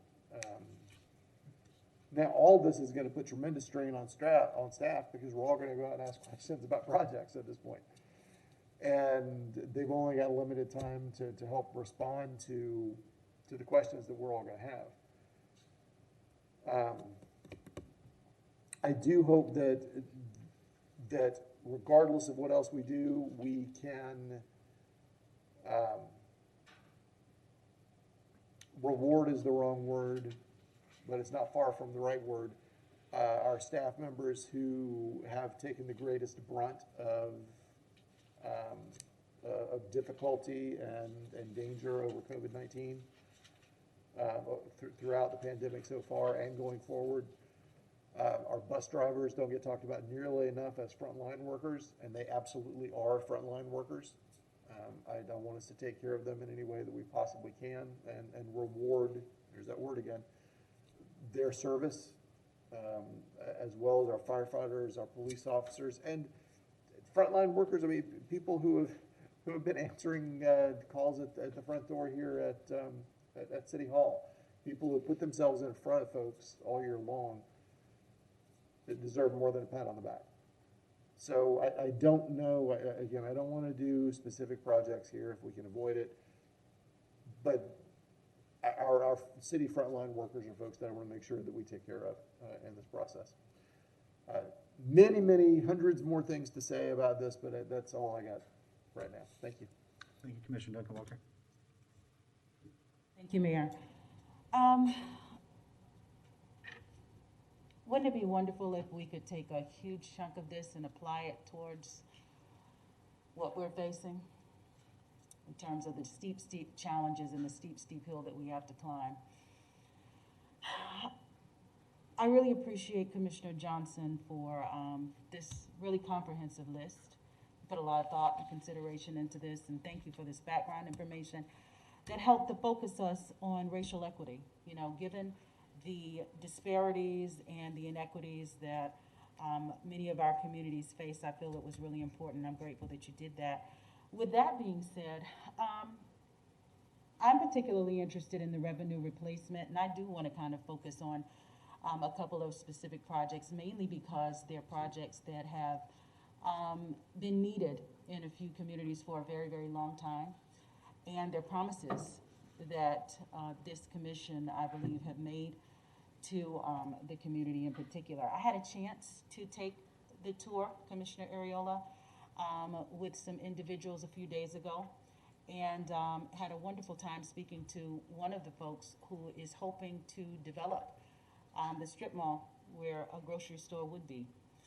Really enjoyed hearing the vision, and it's pretty expansive, and it could be something that would really be life-changing for the residents in that area. And so as I think about what some of my priorities would be, that's certainly right at the top of the list. You know, how long have we been hearing about the food desert in East Gainesville? And here we have a chance to address that and impact that in a very major way, kind of in short order. And so that's something that's definitely at the top of my list. To that end, that particular project would bring about 24 jobs in just the grocery store alone, from what I understand in that particular conversation. There is also a plan to do a pharmacy, a clinic, et cetera, et cetera. There are several different opportunities in that one strip mall that the individual that I spoke to a few days ago has a vision and a plan for. So I'm interested in that project because it's one of great potential and possibility and major impact in that area that has needed it for a very long time. I also like the East Side Mobility Hub. I like the energy rehabilitation of low and moderate income homes, particularly given the situation that we're facing with what's happening with GRU and our need to deal with that. So, and of course, I also like the broadband. So many things on this list that we could attack. I think that the lens from which I'm operating, I'm looking at the challenges that lie ahead in terms of our budget and what's happening at GRU, and I'm trying to balance this list with that.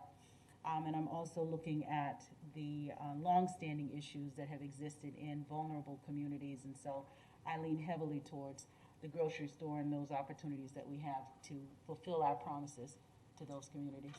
So, thank you. All right, thank you. Before I go back to folks for a second, Pat,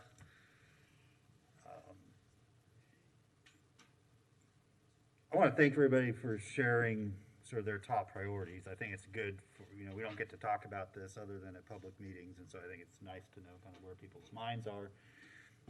I do agree it would be, I think, negligent of us if we didn't give some sort of direction to staff today on a framework for moving forward, so they can then go get to work on that and bring something back to us. You know, there are some, so we talk first about what I believe we should focus our efforts on with this money. And I'm going to start by thanking the President of the United States and the members of the House and the Senate that voted for this package. It was difficult to do. It is absolutely rescuing communities and people around this country.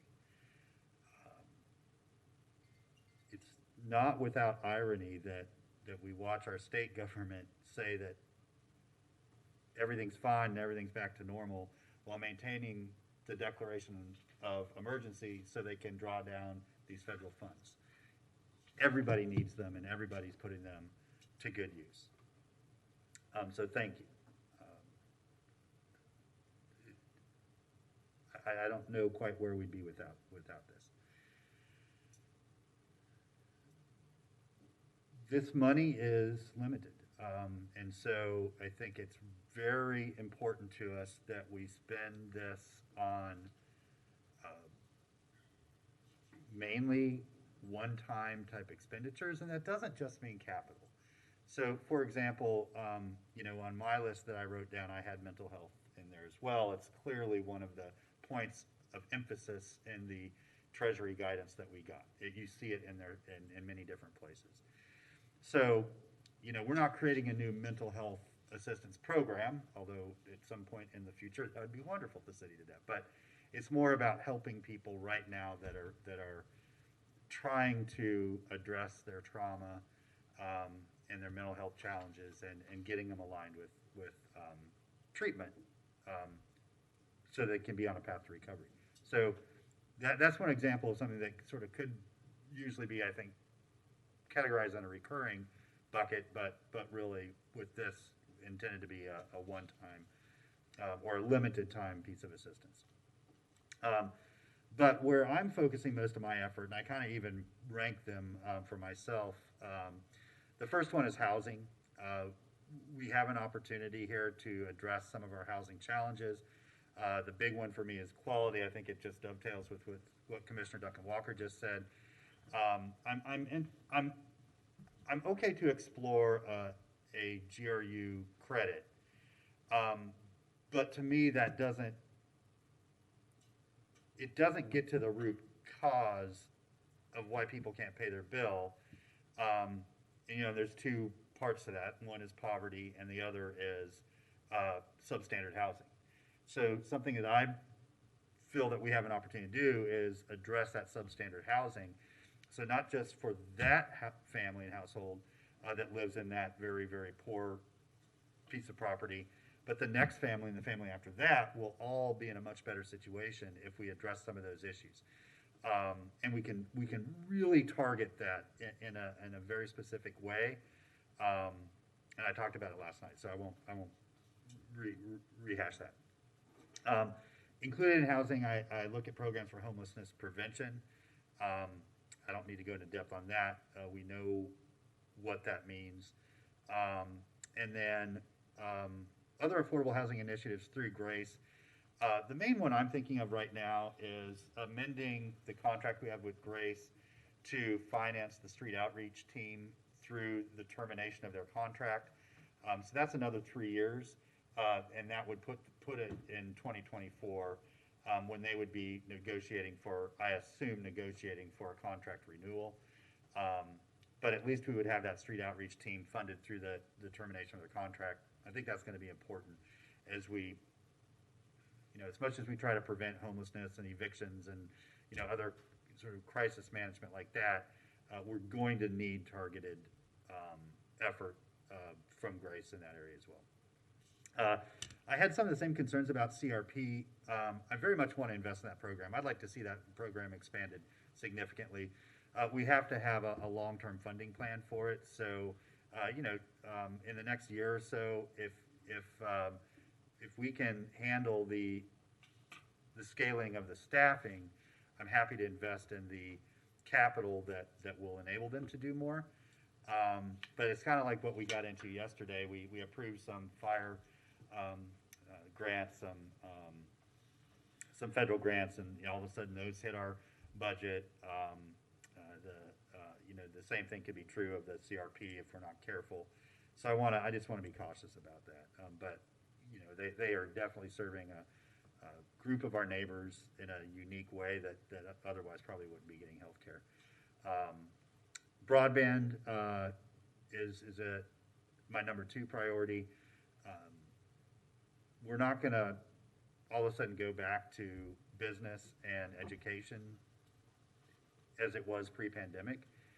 And so if we don't really find a way to invest in broadband, and this is one of those ways I think with the school and the county, we can reach all of those folks that are most marginalized, they are going to get lapped over and over and over by folks that do have access to good, high quality, affordable broadband, affordable for them. So that is the area I think that we can really focus our greatest effort on working with those 2 other agencies who are getting significantly more money than us to try to find ways to do that. Another thing that I suggested is, one of the things that the Treasury guidance okayed is water and wastewater projects. I do believe we should really seriously consider that type of capital investment. It would reduce the short-term rate pressure that we discussed yesterday through GRU. It needs to be done anyway. They are high priorities, and a lot of times those projects are, and we certainly could direct for those projects to be focused on some of our aging neighborhoods where some of our lower income neighbors live. I asked Tony Cunningham what I have written. Oh, it's for the next several years, they are budgeting about $5 million a year for water improvement projects. These are not new. This is like I shouldn't say that. So some of these are for like manholes and what I am thinking of is the replacing aging infrastructure that might otherwise fail, not like brand new stuff. But the total budget is $5 million a year for water and $10 million for wastewater.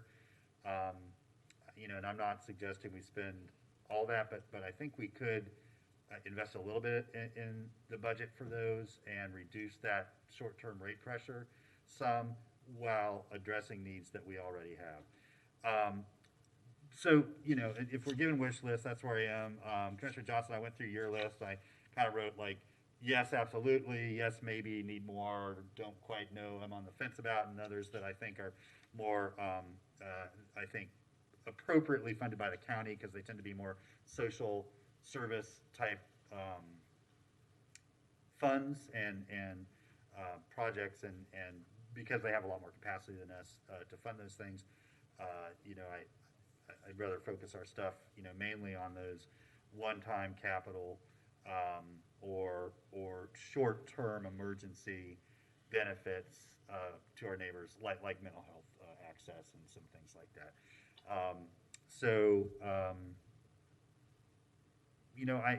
I'm hearing, I think, the commission kind of coalesce around at least a general philosophy about how we want to move forward. We definitely, I don't think it's appropriate at all to start. I'm not hearing anybody ask to vote on individual projects or items. But there has, I feel like, been some consensus around focusing on the one-time stuff, on the stuff that can give immediate or relief to our neighbors, and things that are going to address some of our specific equity gaps that we have in a few different areas. Okay, so back to Commissioner Ariola. Thank you, Mr. Mayor, and I'll try to be brief. Before this, so first, I think we're approaching this really well. I think the suggestion of the manager to put incoming funds into a special fund where it would require budget amendment resolutions to direct that funding, I think that's an appropriate thing to do right now.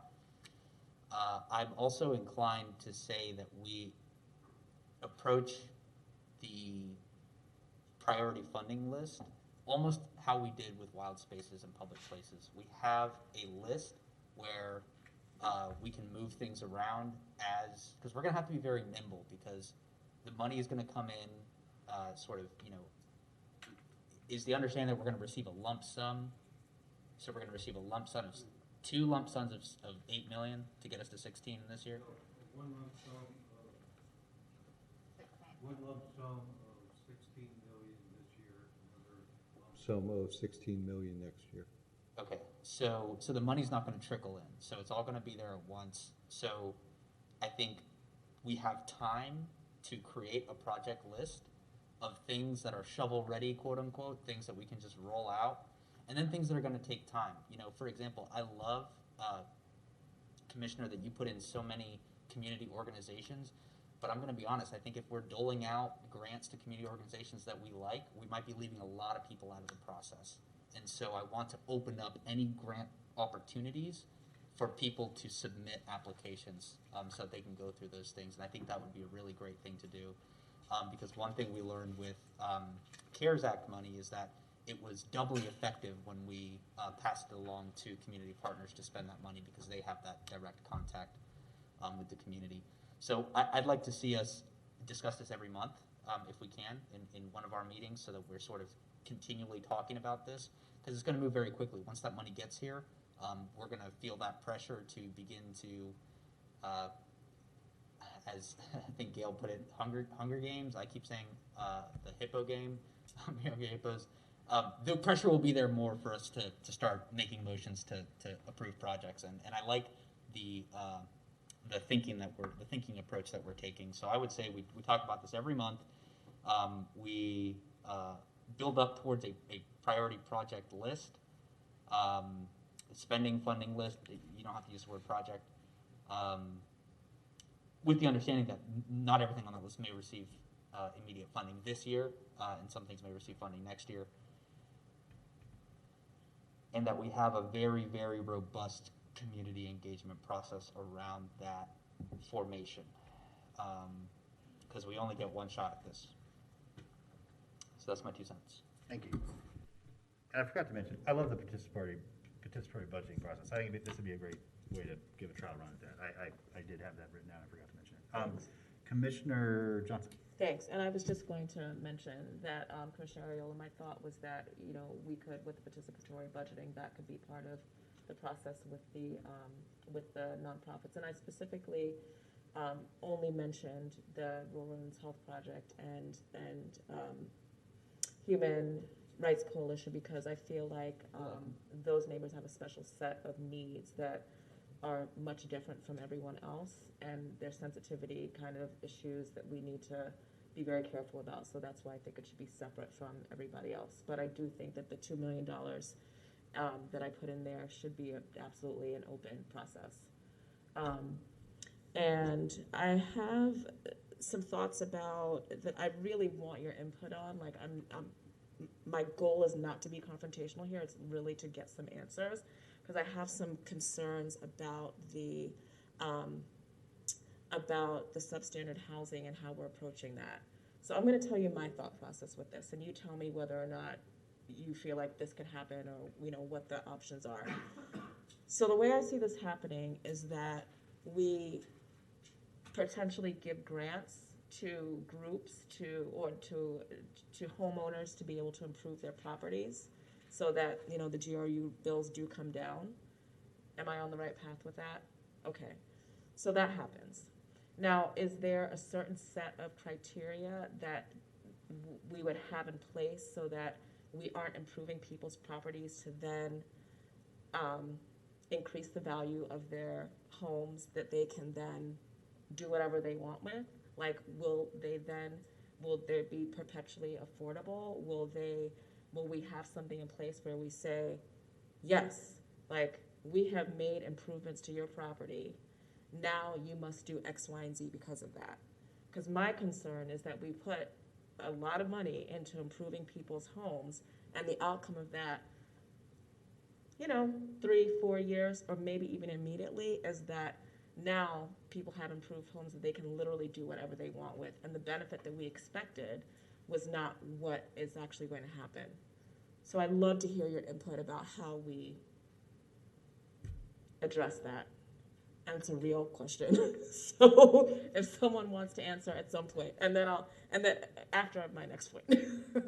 My next point is that the CRA, I thought that we were setting aside funds in the CRA for the grocery. So I'm wondering why we have not continued with that plan, and we're instead taking the money from this set of funds.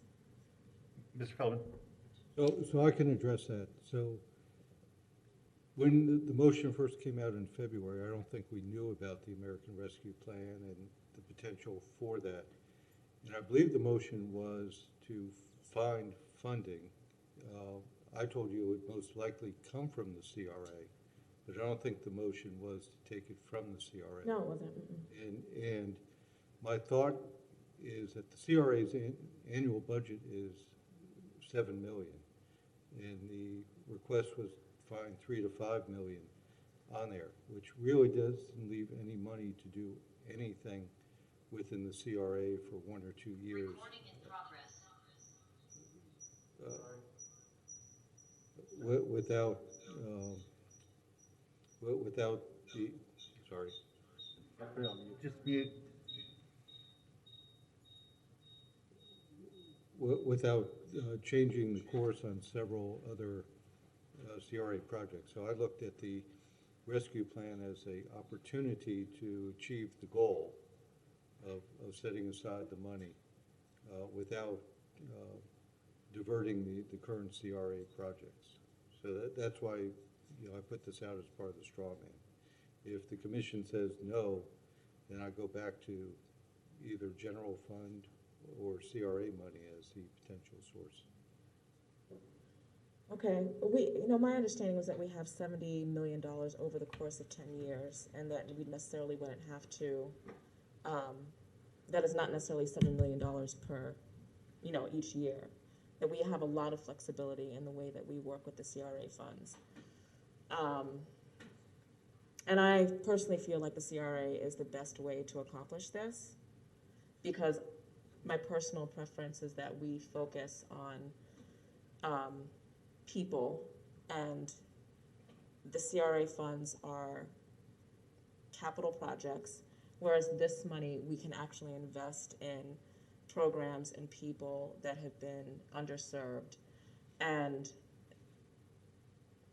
that's my preference. I'm just saying that it feels to me that there's a lot more flexibility with these funds and not so much, not a ton of flexibility with the CRA funds. So I feel like that's where the money is best suited for that project. I hope I made myself clear enough. So now if anybody wants to answer my question about my concerns about housing. Maybe I can take a stab. Great. So I think the concern is valid. I mean, you just don't want to make an investment in property and then not get a community good for it in addition to the personal good for it. So when I look at like a program to help low to moderate income households weatherize or make their homes more energy efficient, the way that I would approach it first is to identify which homes we're talking about. So we know two pieces of data out there. I can tell you the square footage of every single home in the city, and with help of GRU, I can tell you what their GRU bill is, and I can get an energy cost per square foot. We can see which homes in the city then have the highest leakage of energy. That may be the wrong term, but that's the term I use, right? Which homes are bleeding the energy out. And so, to me, those would be the homes that we target first. Right? Where can we make the greatest impact on there? And again, qualify as low to moderate income households, right? Somebody who's, As a renter or as an owner? But as an owner, right? I'll address renters in a second. And I don't think it's unreasonable to say, if we are investing in your house as an owner, you ought to stay there for some period of time. And the way we traditionally do that is we put a second mortgage on the house that basically goes away after a period of time, whether you want it to be a 3-year or a 5-year, or a 1 year, but you basically prevent the flipping of that home right away. When we deal with landlords, and I think it's always been the intent of this commission when we did the landlord rental registration program, that landlords are going to have to make improvements to their property, of setting aside some money at some point to assist those landlords in doing that, so they weren't going to pass the cost of the energy efficiency on to their renters. The way that we would do that, and I think it was alluded to here as well, is that we would say, in exchange for us giving you a grant to make your rental unit more efficient, you have to agree not to pass on those costs to the renter. You have to agree to maybe freeze your rent or have some minor escalation over the next umpteen years, whatever umpteen is on there, and that you're not going to just like displace the person to because now you got a better unit and you can on there. So I think we can put some of those safeguards into whatever grant agreement we provide landlords on there. So that's the quick version on how we would try to protect our investment into residential structures. If I can just go back to the CRA comment for a quick second. Yes, we get $70 million over 10 years, but that money doesn't, it comes in the $7 million increments. So if the goal is to set aside money as we go along to accumulate $3 to $5 million for a grocery store, that will take some period of time. My understanding was we wanted to get the cash now to do a grocery store type project. And then, again, that's why I look at the rescue plan as being the dollars to give us some flexibility. We do have a lot more flexibility with the CRA funds now because they are general revenues of the city. So we have a lot more latitude than we did when we previously had a CRA under Chapter 163.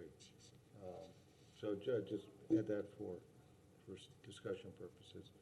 We still have a plan. We should still adhere to promoting the elements of the plan, but it's your plan, and you can amend your plan as we go along. Thanks, that's helpful.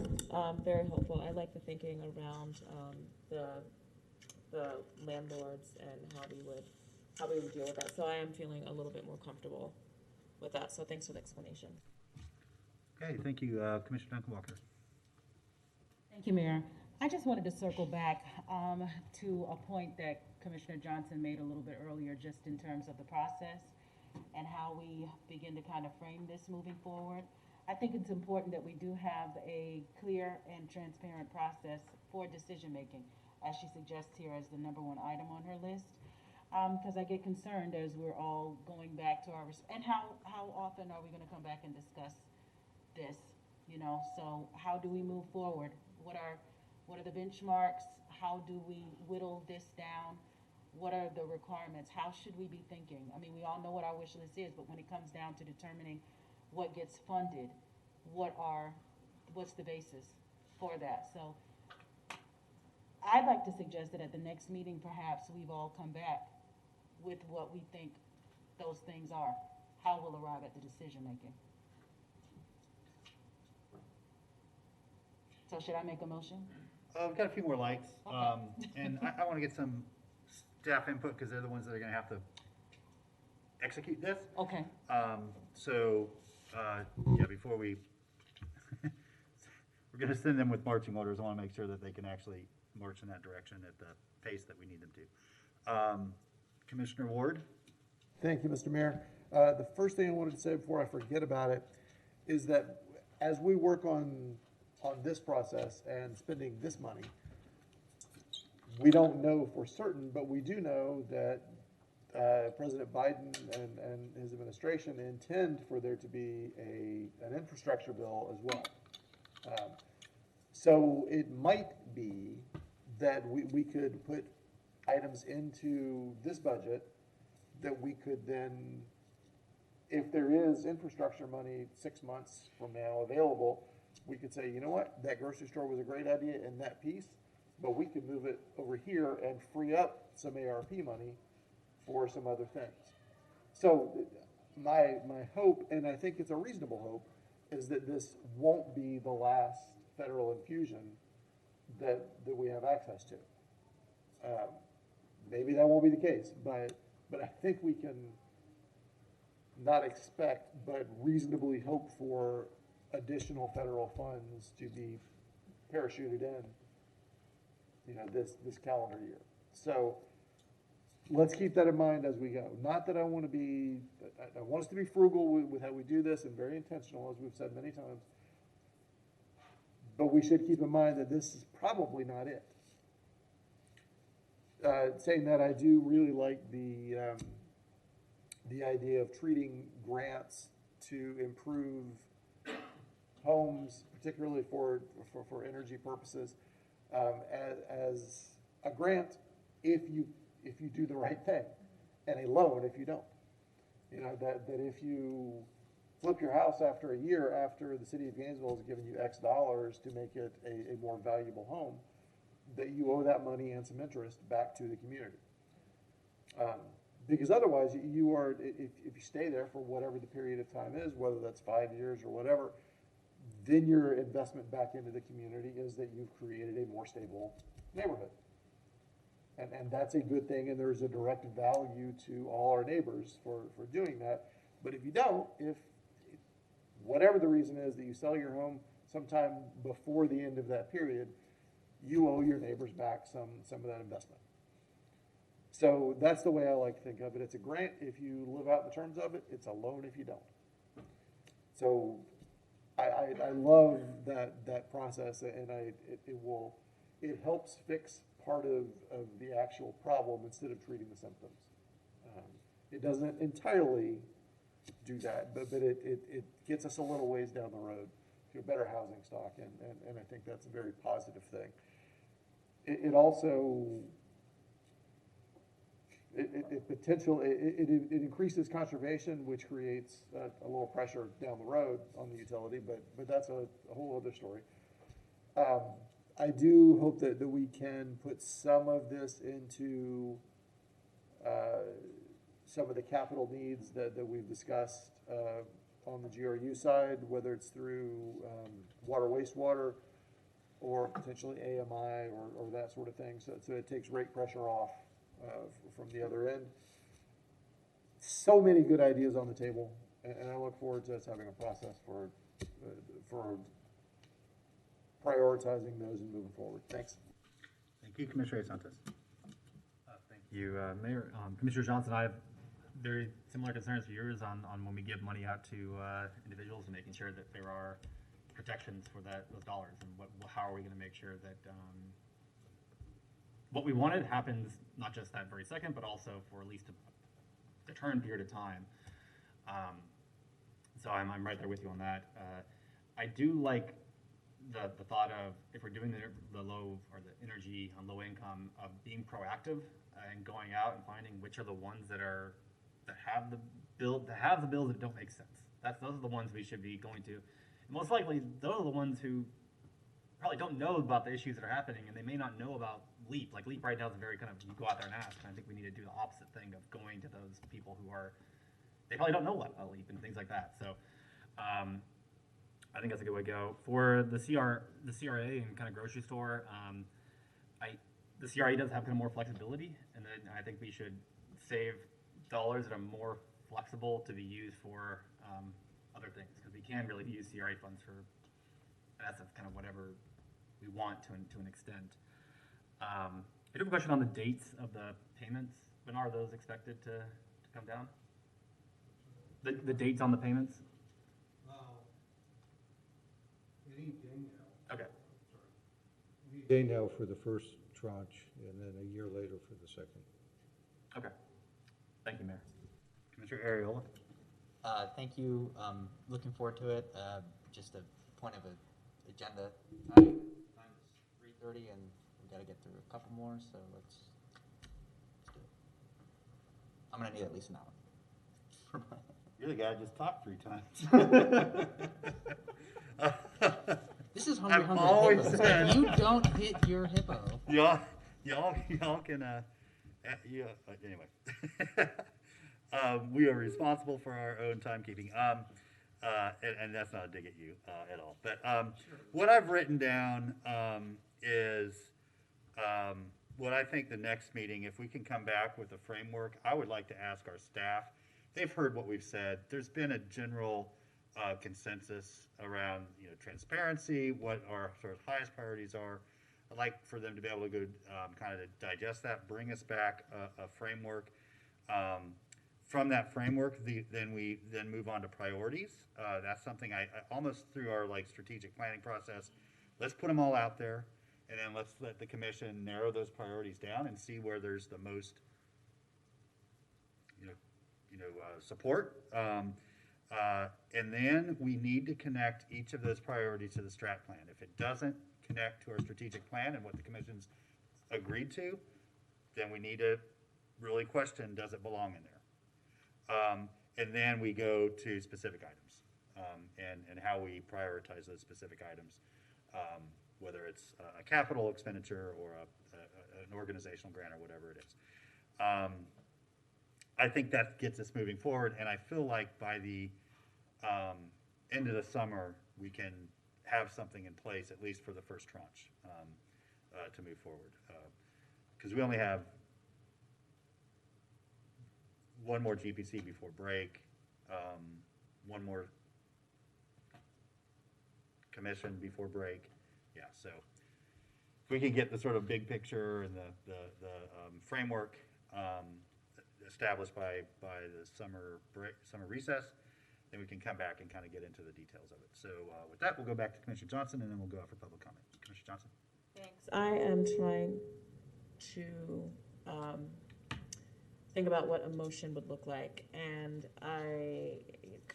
continuing with what Commissioner Desmond Duncan Walker, that's a mouthful for me, Desmond Walker, is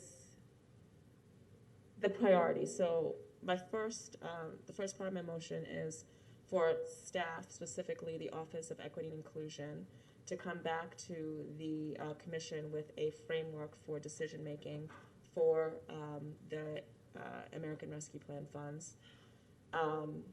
Second part of that motion is for the commission to come back to the next meeting with a list of personal priorities. 3 is a community engagement plan. I want to be careful when I use community engagement, because we want to make sure that whatever input that we get from the community, we're actually taking into consideration when we're making these decisions.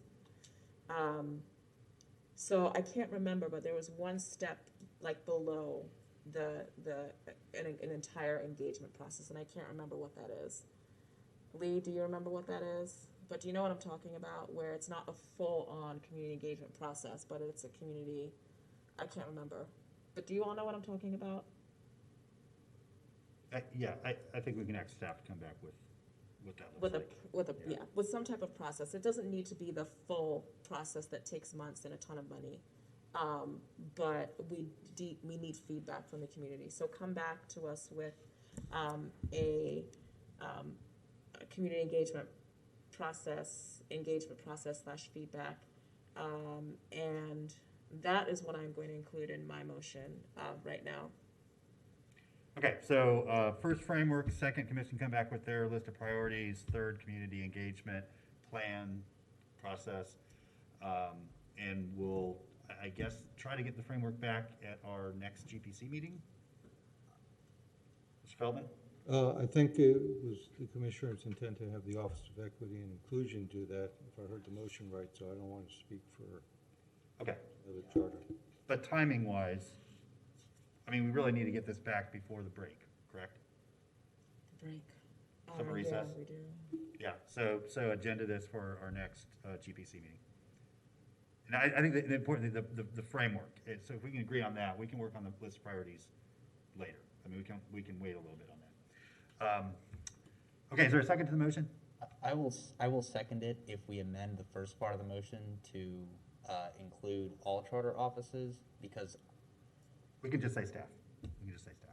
Okay, That includes I do want to voice why, because I don't know if my charter officer in that position is going to be here for that much longer, and so to assign this work, particularly given the circumstances, I just don't know that that's the best approach. Okay, thank you. I'll just say that this will be, I mean, we need all of our charter offices to participate in this. This is not one charter officer's responsibility. Yeah.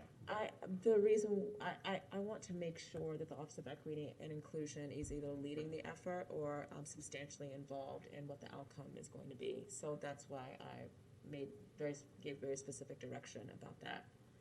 Okay, thank you. Commissioner, was that a second then? Okay, Commissioner Santos? So I guess my worry is if we have it so broad, it's not going to, one person, we're asking us to come back in 2 weeks, is that right? Yes. In a week, I mean. The framework for making decisions, not the whole list or anything. Okay, and I guess all the charters are gonna work on what that framework is? Based on our input today. Okay. Based on what they've heard from us today. All right. We will establish a list of priorities later, but we've got to get that in place before we can move forward. Commissioner Ward. Thank you, Mr. Mayor. So is the motion to have equity and inclusion bring it back, or all the charters? I second it for all charters. If that's not the intention, that's not saying. Okay. Yeah, I mean, there's no, I can't imagine a million years we wouldn't have all the charters involved in this. Yeah. I mean, it impacts every one of the parts of the organization, so. But we understand your point that equity and inclusion needs to be intimately involved with all of this to make sure that it's achieving those priorities. correct? Intimately Yes. at the forefront, like. Right, but so does the manager and the general manager and the clerk, and I mean, there's, logistically. I understand. I also understand the dynamics that are happening behind the scenes, and it's important to me that the Office of Equity and Inclusion is at the table and making and leading some of this. So. Okay, heard. Okay, thanks. Commissioner Duncan Walker. I'd like to dovetail what Commissioner Johnson is saying. I do fully and wholeheartedly agree. I do understand your concerns, Commissioner Ariola. I do believe that that office has a very capable staff. So even though we don't really know what we're looking at in terms of where the director is going to be whenever, however soon down the line, I'm wondering what well, I'll say it like this. I believe that that office will be able to take on whatever we need it to take on. So if we could just start there, I'll be more than happy to second that motion, Gail, in terms of making sure that the Office of Equity is at the forefront of this. And then the rest of the charter officers come in when they need to come in.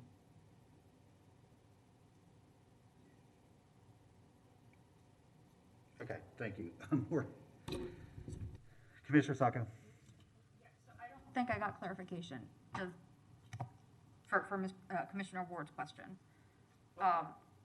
With Commissioner Ariola's second, it is all of the charters at the table as equals, with the intent is EO is at the forefront. So which one are we moving? I think both of those are correct. All of our charters are equals. Period. Commissioner Johnson very clearly said that she wants equity and inclusion at the forefront of this.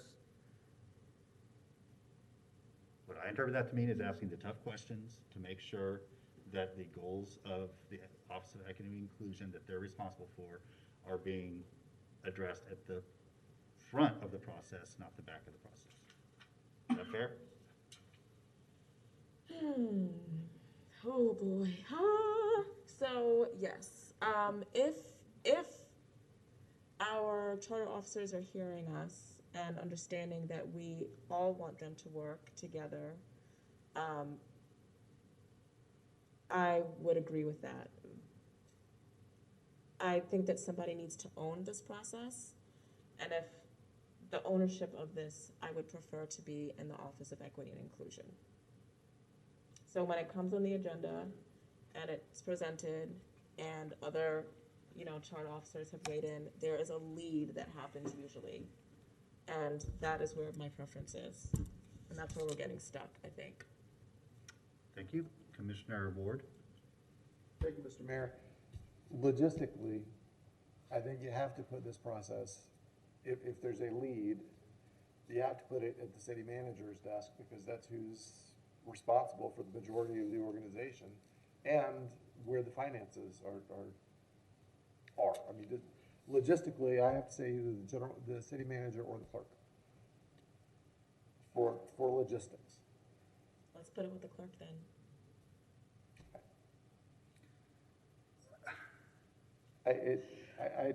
I have trouble with that. The clerk's not here. Right. I'm going to vote for a motion that puts this with the city manager's office because this isn't going to be routed financially. The person responsible is for spending the money is going to be the city manager, and I think that's how it has to. I think it's the only way to do it. That's fine. Okay. Motion. There is a motion on the floor. We will absolutely vote on it. Commissioner Santos. Thank you. I think at the end of the day, the city manager should be the one who's responsible for bringing this back and taking lead with input from other charter officers. I guess, can we get a clarification of what the motion is? The motion. My motion is withdrawn. It's on the floor now. It's part of the body. We'll vote on it. It's not. We are overcomplicating something. The motion is for. Let's just forget about the charter officers to bring back a framework for decision making to the commission. It's really all it is for our next meeting. After that, for the commission to bring back our own priorities, that's on us. That's not on charters. We don't need any charters we can ask them questions, but we don't need them telling us what to do with that. And then to develop a community engagement process. And again, that's going to have to be done with all the charters. I'm fine with the lead of equity and inclusion on that, but all of the charters are going to have to participate in that process. We're overcomplicating this, and I mean, so for the city manager and having the fiscal responsibility, that will not change. The money's going to the finance department, and we'll get encumbered through there. I understand. I believe I understand the intent and the spirit with which you make the motion, Commissioner Johnson. I agree with you that equity and inclusion needs to be at the forefront of this because that's what the Treasury guidance says. Treasury guidance says that these funds are primarily directed at those that have been the most impacted and will have the most difficulty recovering. So it's just important to have that guidance internally as it has been given to us externally. Commissioner Ariola? Thank you, Mr. Mayor. Yeah, I ditto for most of that. At the end of the day, we have to operate in cohesion, all of our units, charter officers, commissioners, and to answer your question, Gail, as to who is going to be accountable, we are accountable. The 7 of us up here, and that's where the buck stops for me. Thank you. Okay, we'll open it up for public comment. We'll start with anybody in chambers that would like to comment. If you're listening, the normal call-in number and line is open and is working, so you can just feel free to dial in as you normally would. Go ahead, Mr. Shepherd. I'm a people's representative running for mayor in the next year, and I'm seeing a lot of conflict within the decision making. This year is not each commissioner, each mayor, each board's decision. The manager and the mayor are making the main decisions. They are the ones you take a turn to for questions. I've seen it done since I've been here. And That's how this framework works, is we have a clerk, we have a city manager, and this is where it needs to be left in the hands of our city finance people, work along with them. And that's how it rolls all up into one bundle to hand out. We can't hand it out from that bundle unless we have the information from our finance people, our managers, and our mayor. And this here is our goal guide of moving forward. I can't say it any better. I mean, there's been a lot of things going on here today that I'm not seeing any power in the District 1 commissioner, where she should be speaking as Gail Johnson did for her district. Mr. Shepherd, I'm not please seeing it. just But, direct your sir, comments towards me and not any other commissioner. I am, sir. I'm sir. I'm seeing that we are making some mistakes here, where we need to take and pay off our GRU overcharges, which Ed Browski's been asking for. For GRU to be in debt, that's a shame to our city. For our homeless people to be neglected for the 7 years that I've been coming here, 12 years, excuse me, and for this money to be handed out to the homeless center, isn't done no good. So we need to take action, as what has happened in the meeting today, and we need to take and move forward with the information which we've collected. And I believe in y'all, and we can make this happen. And this money coming from the government, it's a pat on the back. I mean, it's like a relief of like seeing, seeing your kid walk through the front door. It's like a relief to know that they made it home. And these are some of the things our people, not only homeless people, but these people that are low-income people, they're asking for. I think that money that you said about giving to each homeowner is a good idea. So Okay, thank you, let's move Mr. forward. Shepherd. Appreciate your Thank you. comments. If we could have our first caller, please.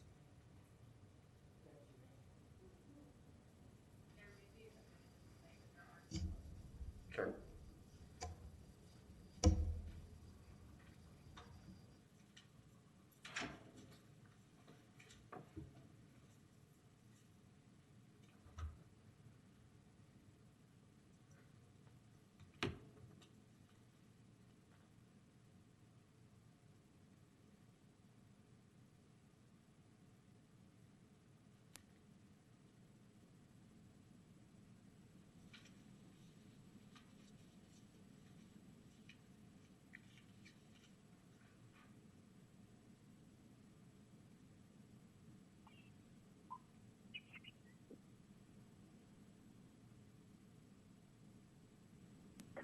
Hello, can you hear me?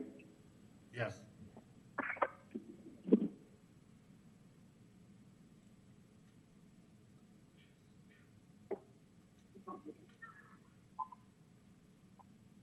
Go ahead, caller. We can hear you.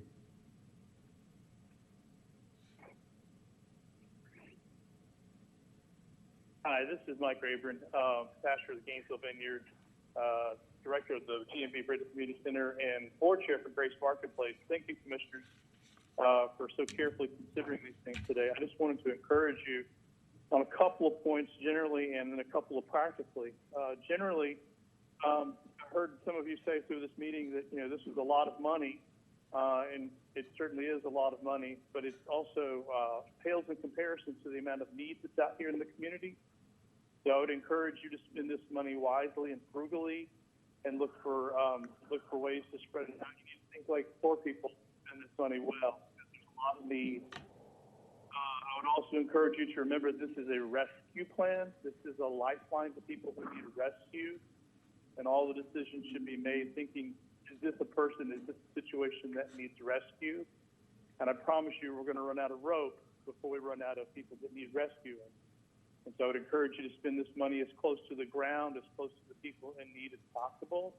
If this money winds up back in city coffers or in GRU coffers, not attached to someone's utility bills, that will be a shame. I would also say that, this needs to not be like a Florida lottery situation where we take this money and reduce the obligations that we had already committed to. Otherwise, we still have moral obligations that are own budget that have to be met. And this is not an opportunity to reduce those obligations. It's an opportunity to rescue people who were in bad shape before the pandemic and who really are in serious straits now. We give groceries away to over 100 families a week in Lincoln Estates. The food insecurity in East Gainesville is crisis, and money needs to be spent on that. Homelessness is a crisis. It remains a crisis. We've got a plan at Grace Marketplace to convert some of our unused space into apartments, and we could definitely use some support on that. I heard one of you mention funding the outreach team for 3 more years. That would be fantastic. The outreach team is doing great work. We're making headway there. And we can do more, of course, with more time. And so practically, I would just ask you to focus on the poorest of the poor in our community, the folks that are most in need in our town, the people in East Gainesville, people in Southeast Gainesville, particularly on my heart. And one last thing, I heard one of you say, I don't know who, that, with like GRU bills, people don't know what they need. Maybe they don't know that their homes are inefficient. I would push back on that. I think most of the people who are in need know very much that they're in need. And if they're living in inefficient homes, if they're living in homes that have had a tarp for a roof for the last decade, they know that. They know that. So I would encourage you to listen very closely to the people who are in need and let them tell you what they need. All right, So thank you very much. We robust, appreciate not you just calling in. I'm afraid community engagement, not just the promotion. time has expired, but it was all very helpful. If we could have the next speaker in chambers, please.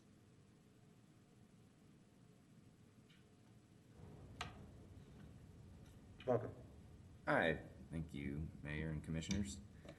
My name is Jacob Larson. I'm involved in various things, but also a business owner in downtown, and came today to hear specifically how allocation of funds might affect the GNV Common Streetery project, which I'm a big fan of. But hearing more things through the course of the day and being involved in the city in different ways, I think Pastor Rayburn's right. Like, probably run out of rope before you run out of solving a lot of the issues and justice opportunities that have come about not just from COVID, but from a long history.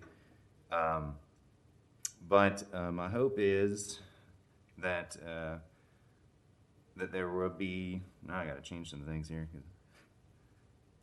Just that there would be continued steps to creatively look for funds with the GNV project after funds are allocated with the rescue plan.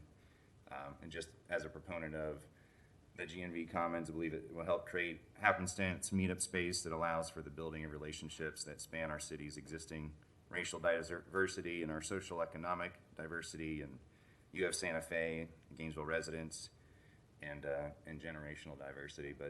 And then just as a side note, thanks for all the hard work that everybody's doing to try to figure out the many ways to make Gainesville amazing. I've loved my city for a long time, finding out new ways to love it all the time, and being here today and hearing the passions and desires for allocation of funds to continue to create a beautiful city is very inspiring, and was chuckling at myself for enjoying being a part of City Commission meeting for a couple hours and hearing on how we're going to be moving forward together. So thanks for your time, and probably be here next month. Every Thursday, my friend, every Thursday, 1 o'clock. You're welcome.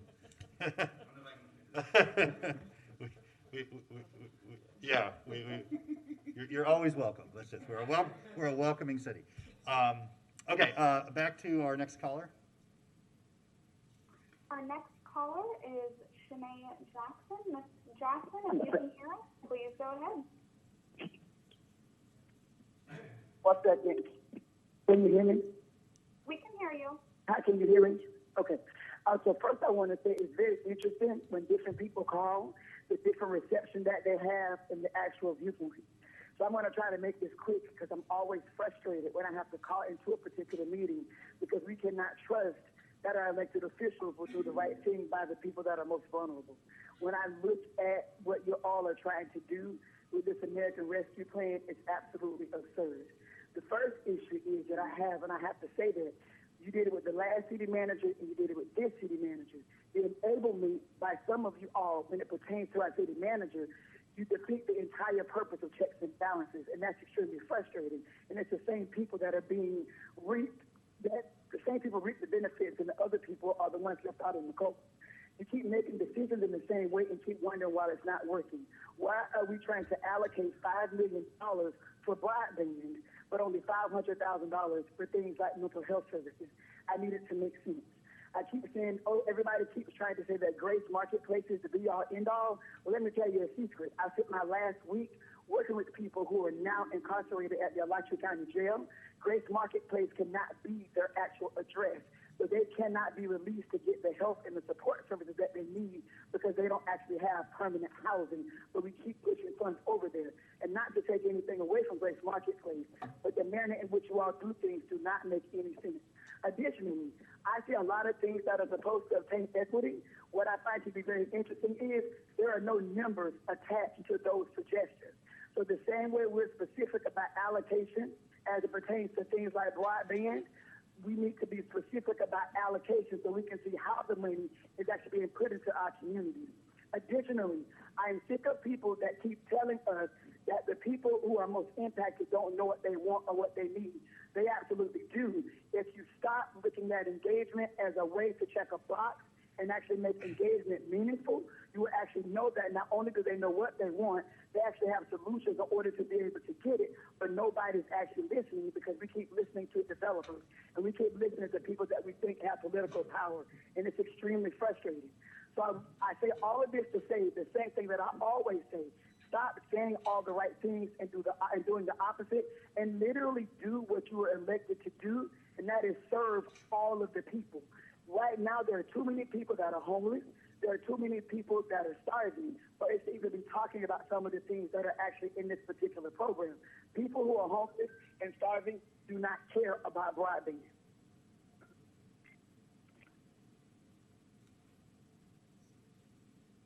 Okay, thank you. Could we have the next caller, please?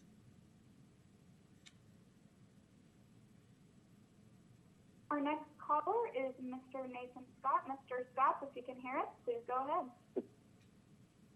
Yes, good afternoon, Mayor, Commissioners, Nathan Scott. So I'd like to take this opportunity to correct the record. Oh, hold on. Can you hear me? Hello? Yeah, we can hear you. Hello? We can hear you. Okay. Yes, okay. So I'd like to take this opportunity to correct the record in the ongoing this originating from the Mayor of the Gainesville City Commission. Poor housing stock is a false narrative. City Commission never talked about poor housing stock until it invented this talking point to deflect attention away from GRU having the highest electric rates in the state of Florida due to ongoing financial mismanagement of GRU at the hands of the Mayor of the Gainesville City Commission. When the City Commission enacted the Renters' Rights Ordinance, you were told by many people that the increased cost of compliance with this mandate would increase rent and negatively impact the availability of affordable housing. These valid concerns, the City Commission implemented this mandate and failed policy decision. Once again, the city's irrational solution to every failed city policy mandate is to further subsidize and throw more money at the failed policy. Now you want to give federal money to landlords to make the improvements to rental housing required under your mandates to avoid them increasing rent to cover the cost of the failed city mandate that increases rent and reduces the availability of affordable housing. That just doesn't make any sense, Commissioner. I mean, you knew your policy was a failure when you enacted it. You knew it would harm the poor. You knew it would hurt affordable housing, and you knew it would increase rent. You did it anyway. It's ridiculous. So there's a lot of discussion about the American Rescue Plan Act.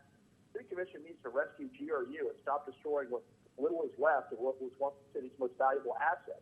I mean, if you ask Mr. Cunningham, he'll tell you he'd take $100 million to address some of the capital projects needed on water and wastewater. And this money, you spent so much time today talking about everything else, but GRU is talked about probably about 5 minutes maybe. You know, you could use some of this money for other GRU capital projects potentially, but you guys don't think outside the box. The amount of time that was spent on this issue pales in comparison to the 30-minute discussion you had about the city budget with no substantive discussion of any budget line item. I mean, that's what's wrong with city government. It's poor governance, irrespective of any measure. And political affiliation shouldn't come into this. Your priorities are not straight, commissioners. And with respect to Grace, not to take anything away from Grace, but Grace already gets $1.5 million in taxpayer money from the city of Gainesville every year. And I agree with the prior caller. You guys continue to throw money at Grace like it's the end-all, be-all, and you're just further exasperating a problem rather than putting it towards affordable housing and rapid rehousing like the county. Your solution, that's a failed policy solution. Thank you, Mr. Scott. Appreciate you calling in. You keep Can we have the throwing more next and more caller, money please? over time at something. Our next caller is Armando Grundy Gomez. Armando, if you can hear us, please go ahead. All right, thank you very much. I guess, Mr. Mayor, the one thing I was looking at in all of the projects and that were going forward, I didn't hear anything, but I do remember the University of Florida coming forward with a proposal and meetings. They said they needed about $3 million for the health clinic, and I don't recall hearing you or anyone talk about, that relationship. We're talking about that town and gown relationship, and they're needing $3 million. Well, that's $3 million that we have that could meet the needs of a lot of people if they're starting to do a project that probably deserves some consideration, and they're saying, hey, we need these dollars toward the health clinic. Health needs are important, and not just singling people out based on their gender. It should be all people, health needs of all people in the community. And we saw the health disparities in full form and full flight when it came to this pandemic, especially in our poor communities and poor sides of town, where it was exacerbated on big levels. When it comes to not only just disparity, but food insecurity, we rank 4th in the nation when it comes to income disparity per capita by that demographic. It is unconscionable of what we're doing. So we're talking about shovel-ready projects.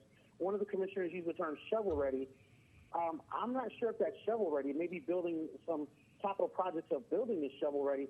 I haven't really heard anything substantive that's shovel-ready to help fix, mend, repair for the public good. But I can say that if we're talking about the UFB $3 million for a health clinic, guess what? We probably could do that now. And I believe it was Commissioner Duncan Walker's predecessor, former Commissioner Simmons, that was bringing that to the forefront about having a health clinic and the needs of that. Very important to the needs of the people in District 1. When it comes to housing stock and equity, I think Mrs. Baker Jackson said it best early. You all talk a great game about equity, but black people and people of color are not stupid. We know what we need, but it's interesting that some people like to talk about we don't know anything. We know a lot of things. We know when our money is not being spent right. We know when our bills go up because, people aren't doing things right. We know 2 + 2 is 4. We know when we're paying more on our garbage bill and something looks right. We know when we're being called angry when we're just being passionate. So some people can be angry and some people can be passionate. Well, guess what? I'm passionate right now about making sure that this $30 million is all of our tax money, and we want it to be inclusive and really equitable.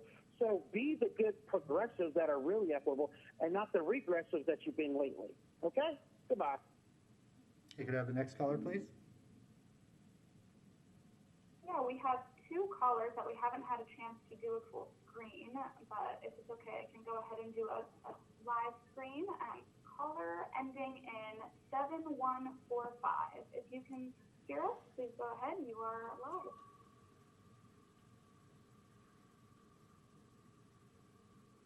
Caller ending in 7145. Hello, can you hear me?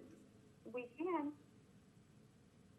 Hi, my name is Jennifer Ravel, and I'm calling in because of the fact that I was looking at you guys' plan and listening to what you guys have to say, and what I have an issue with is the money being spent in an improper manner. We have a lot of people here that are homeless, that are needing a place to stay, that families that are having issues. We have food disparities in our community, especially in the east side of Gainesville, most definitely in the east side of Gainesville. And we as a community will not stand for the money not being allocated in the right places anymore. We need equity. We need our people to be fed. We need money to go into the right places. You guys are funding areas that typically should not be funded if we go into the groundwork where it needs to be. If we had the proper housing, then we wouldn't have a lot of issues with trying to figure out how to get enough people off the street. We don't have to be creative. The answers are literally right in front of us. And are obviously listening to the complaints of other people on the call, we are pretty much on the same page where we need our community to be funded evenly and equally in comparison. If not even more, because of the fact that there's such a gap. I know that you guys can see what's obvious. Please choose not to ignore. This is urgent. This is a cry for help. The stats show that we need help. We are not doing the best, even though we call ourselves progressive. We're nothing compared, and it's a bad look on our city. And I'm just speaking to you guys to let you guys know that there needs to be a change. And $5 million on broadband is a waste of time when you have so many needs in your community that needs to happen at the moment. Thank you. Thank you, Kevin. Next caller, please. We have one additional caller ending in 5719. If you can hear us, please go ahead.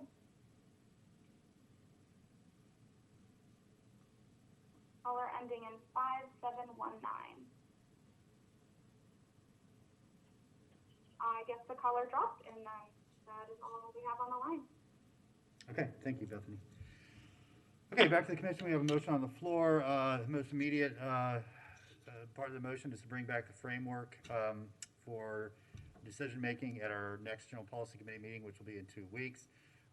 Once we adopt that, we will move forward with commissioners identifying their individual priorities, and we'll work those into a plan in parallel with a community engagement process.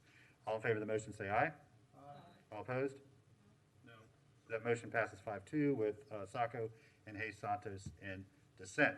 All right, our next item on our agenda, let me put my cheaters back on, is the discussion of City Commission budget increments and decrements. I know that we asked you to bring this back, Mr. Feldman. I would like to primarily focus on this current year, thank you for doing the historical. I think we're talking about where we are right now and what we might possibly pull off that list just to give you direction as far as developing a budget to present to the commission later this year. I don't know, do we have the ability to bring that up on the screen broadcast? So, Mayor, if I could just add, so where we are right now is I am working through my staff's request for increments and have basically only started looking at things that I consider to be essential, failing systems that have to fix, commitments that we have made. I have not received an exhaustive list from the commission yet of items on there. I've had conversations with everybody and have stressed that this is not the year to have lots of increments, and so I'm not expecting a large list, but if there are things that anybody on the commission feels strongly about including, I need to really know those and get the commission's direction sooner than later.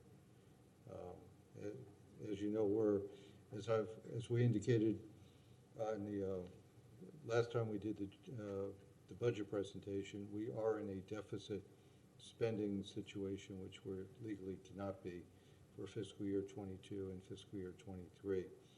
Hopefully we get good numbers that will help equalize that, but I'm still anticipating having to make cuts in order to have a balanced budget.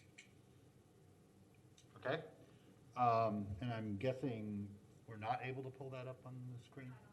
Oh, there we go. So towards the end, if we could just move to the current fiscal year. Commissioner Santos?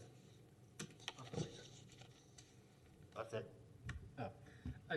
Very quickly, I mean, one of the things I think in the revenue source I think we should consider is neighborhood parking permits and doubling those. What we charge right now is less than what most people pay in the private market for 1 month. and what we're charging for a year.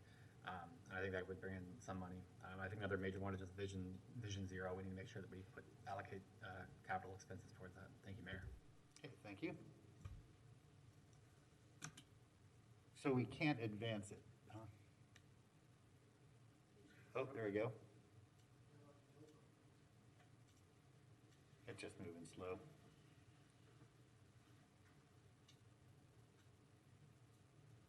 Commissioner Sacco, well, they're. Thank you, Mr. Mayor. Just to confirm, Mr. Manager, this is not an exhaustive list, so there's still stuff that you're pulling that we've asked for?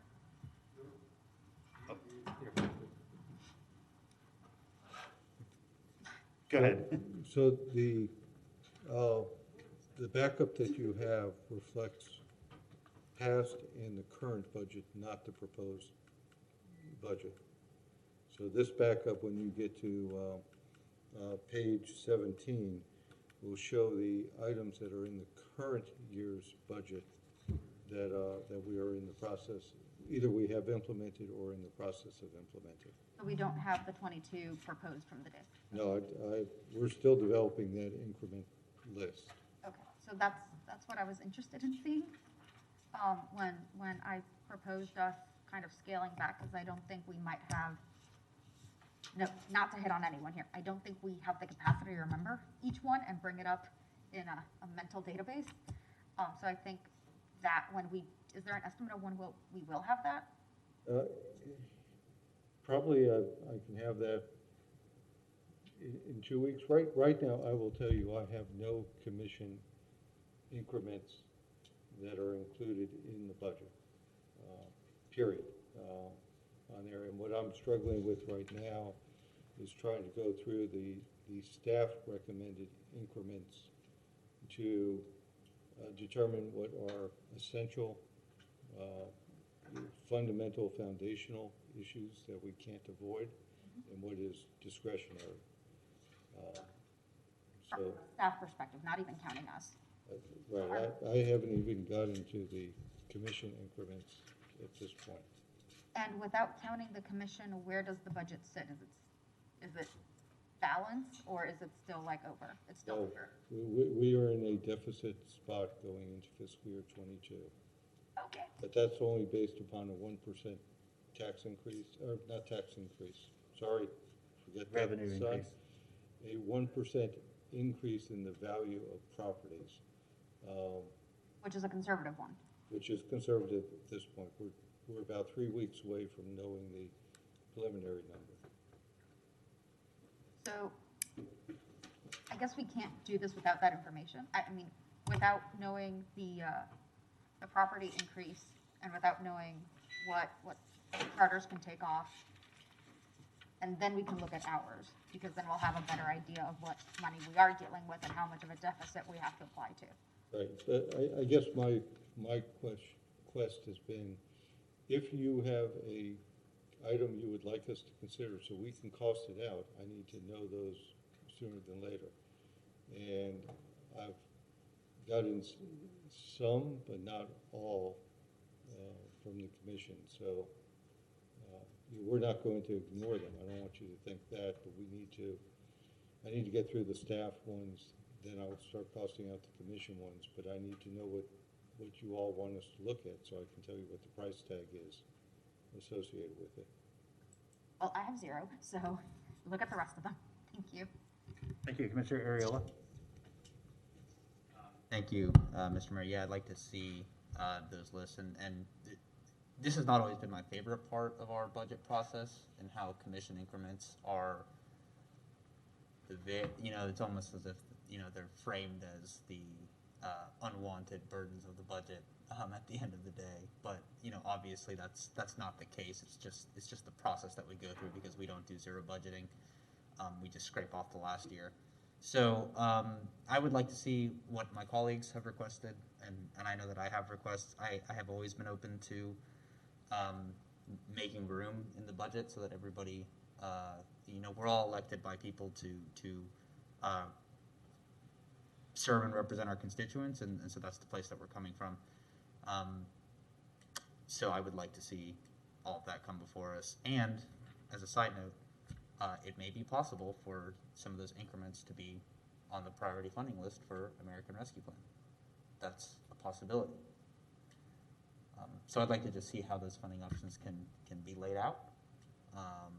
Because we have asked for a lot, and I think we're just in a good opportunity now to sort of figure out an orderly way in which we pay for those things, and which things need a little bit more time in the hopper, so to speak. Yeah, thanks. So this might have been a little premature, and I would just say for any commissioners that if you know you made some requests and you're willing to resend those, just for the ease of the discussion, then great. If you want to stand by them and have a full discussion and defend why they need to stay as a priority, then that's great. I'm happy to have all those discussions, but I think at this point we just should move on because we're going to get this information back shortly anyway and be able to have, I think, a more well-rounded discussion about it. So with that, Madam Clerk, we're just going to go to our last item, which is the item that Commissioner Ariola has asked for, Mayor's Charter Amendment. Mr. Mayor, I'm going to ask that we delay this until next week. I have a presentation. Zariah has a long presentation. That's going to get us to about 15 minutes to 5, 10 minutes to 5. I don't want this conversation rushed. I want everyone to, take a deep breath. We're in the classroom, so to speak. Everyone to feel relaxed and feel like there's plenty of time to have open debate and discussion. And I just don't think 40 minutes is enough time for a discussion of this magnitude. So Okay. I'd like to make that a motion. That's fine. Next week's going to be tough, but we'll find out Friday. I know that's a pretty packed agenda. I know. We'll know better Friday to see if there's. I appreciate y'all's patience. This has happened to every one of us when we have an agenda set with items and then other things come up and we throw it onto the agenda and then one of our projects we have to say, okay, kick it to next week because it's important and I want to make sure it gets its time. So I do thank you all for your patience in that regard. Okay, so there's a motion to continue this item to our next city commission meeting. Was there a second? Yeah. Okay, Commissioner Sato seconded. Madam Clerk, Commissioner Ward. Thank you, Mr. Mayor. Commissioner Aiello, I appreciate you doing that. We're talking about putting things on the ballot as an end product to this. And that's something that requires a lot of thought and discussion amongst us before we get to that point. I have a lot of questions, and I'm looking forward to hearing the thought processes behind it and where we might go. But it speaks to a larger issue. The original intent of, I don't want to say original, since I've been on the commission, the intent behind General Policy Committee was for us to have an opportunity to talk about policy in ways that we normally can't.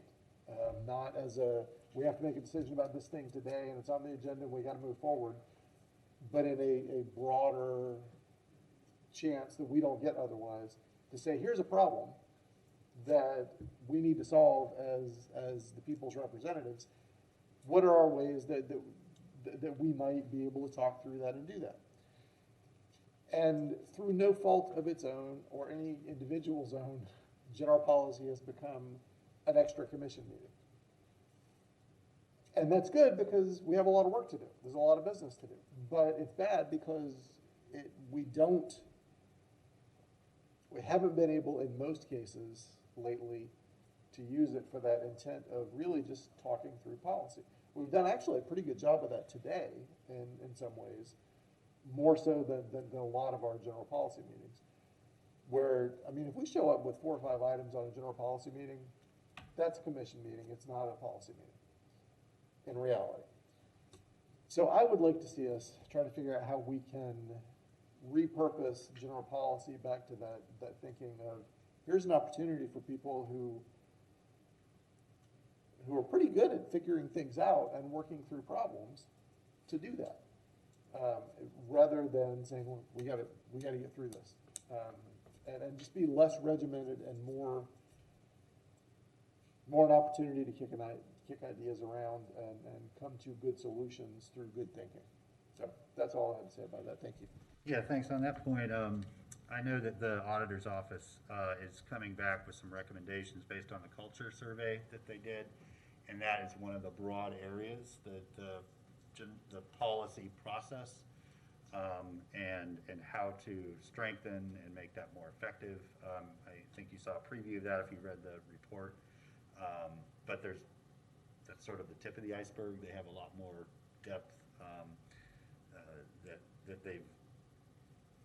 We need to listen very closely to that because a lot of that's coming from all the people who have to execute that policy and some of their frustrations and concerns as well, sort of at all levels of the organization. So that all to say, that will be a topic of discussion that we'll be addressing as a commission very soon, this summer.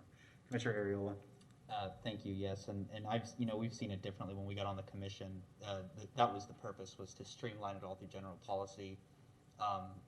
We had a change to more subcommittees to get some work done, and now I feel like we're sort of in that little limbo right now. We have a lot of work going through subcommittees, but we're still streamlining things through general policy, so that's a good conversation to have. Regarding timing, I do just want to leave you all with this little teaser. We are well in time to have these discussions.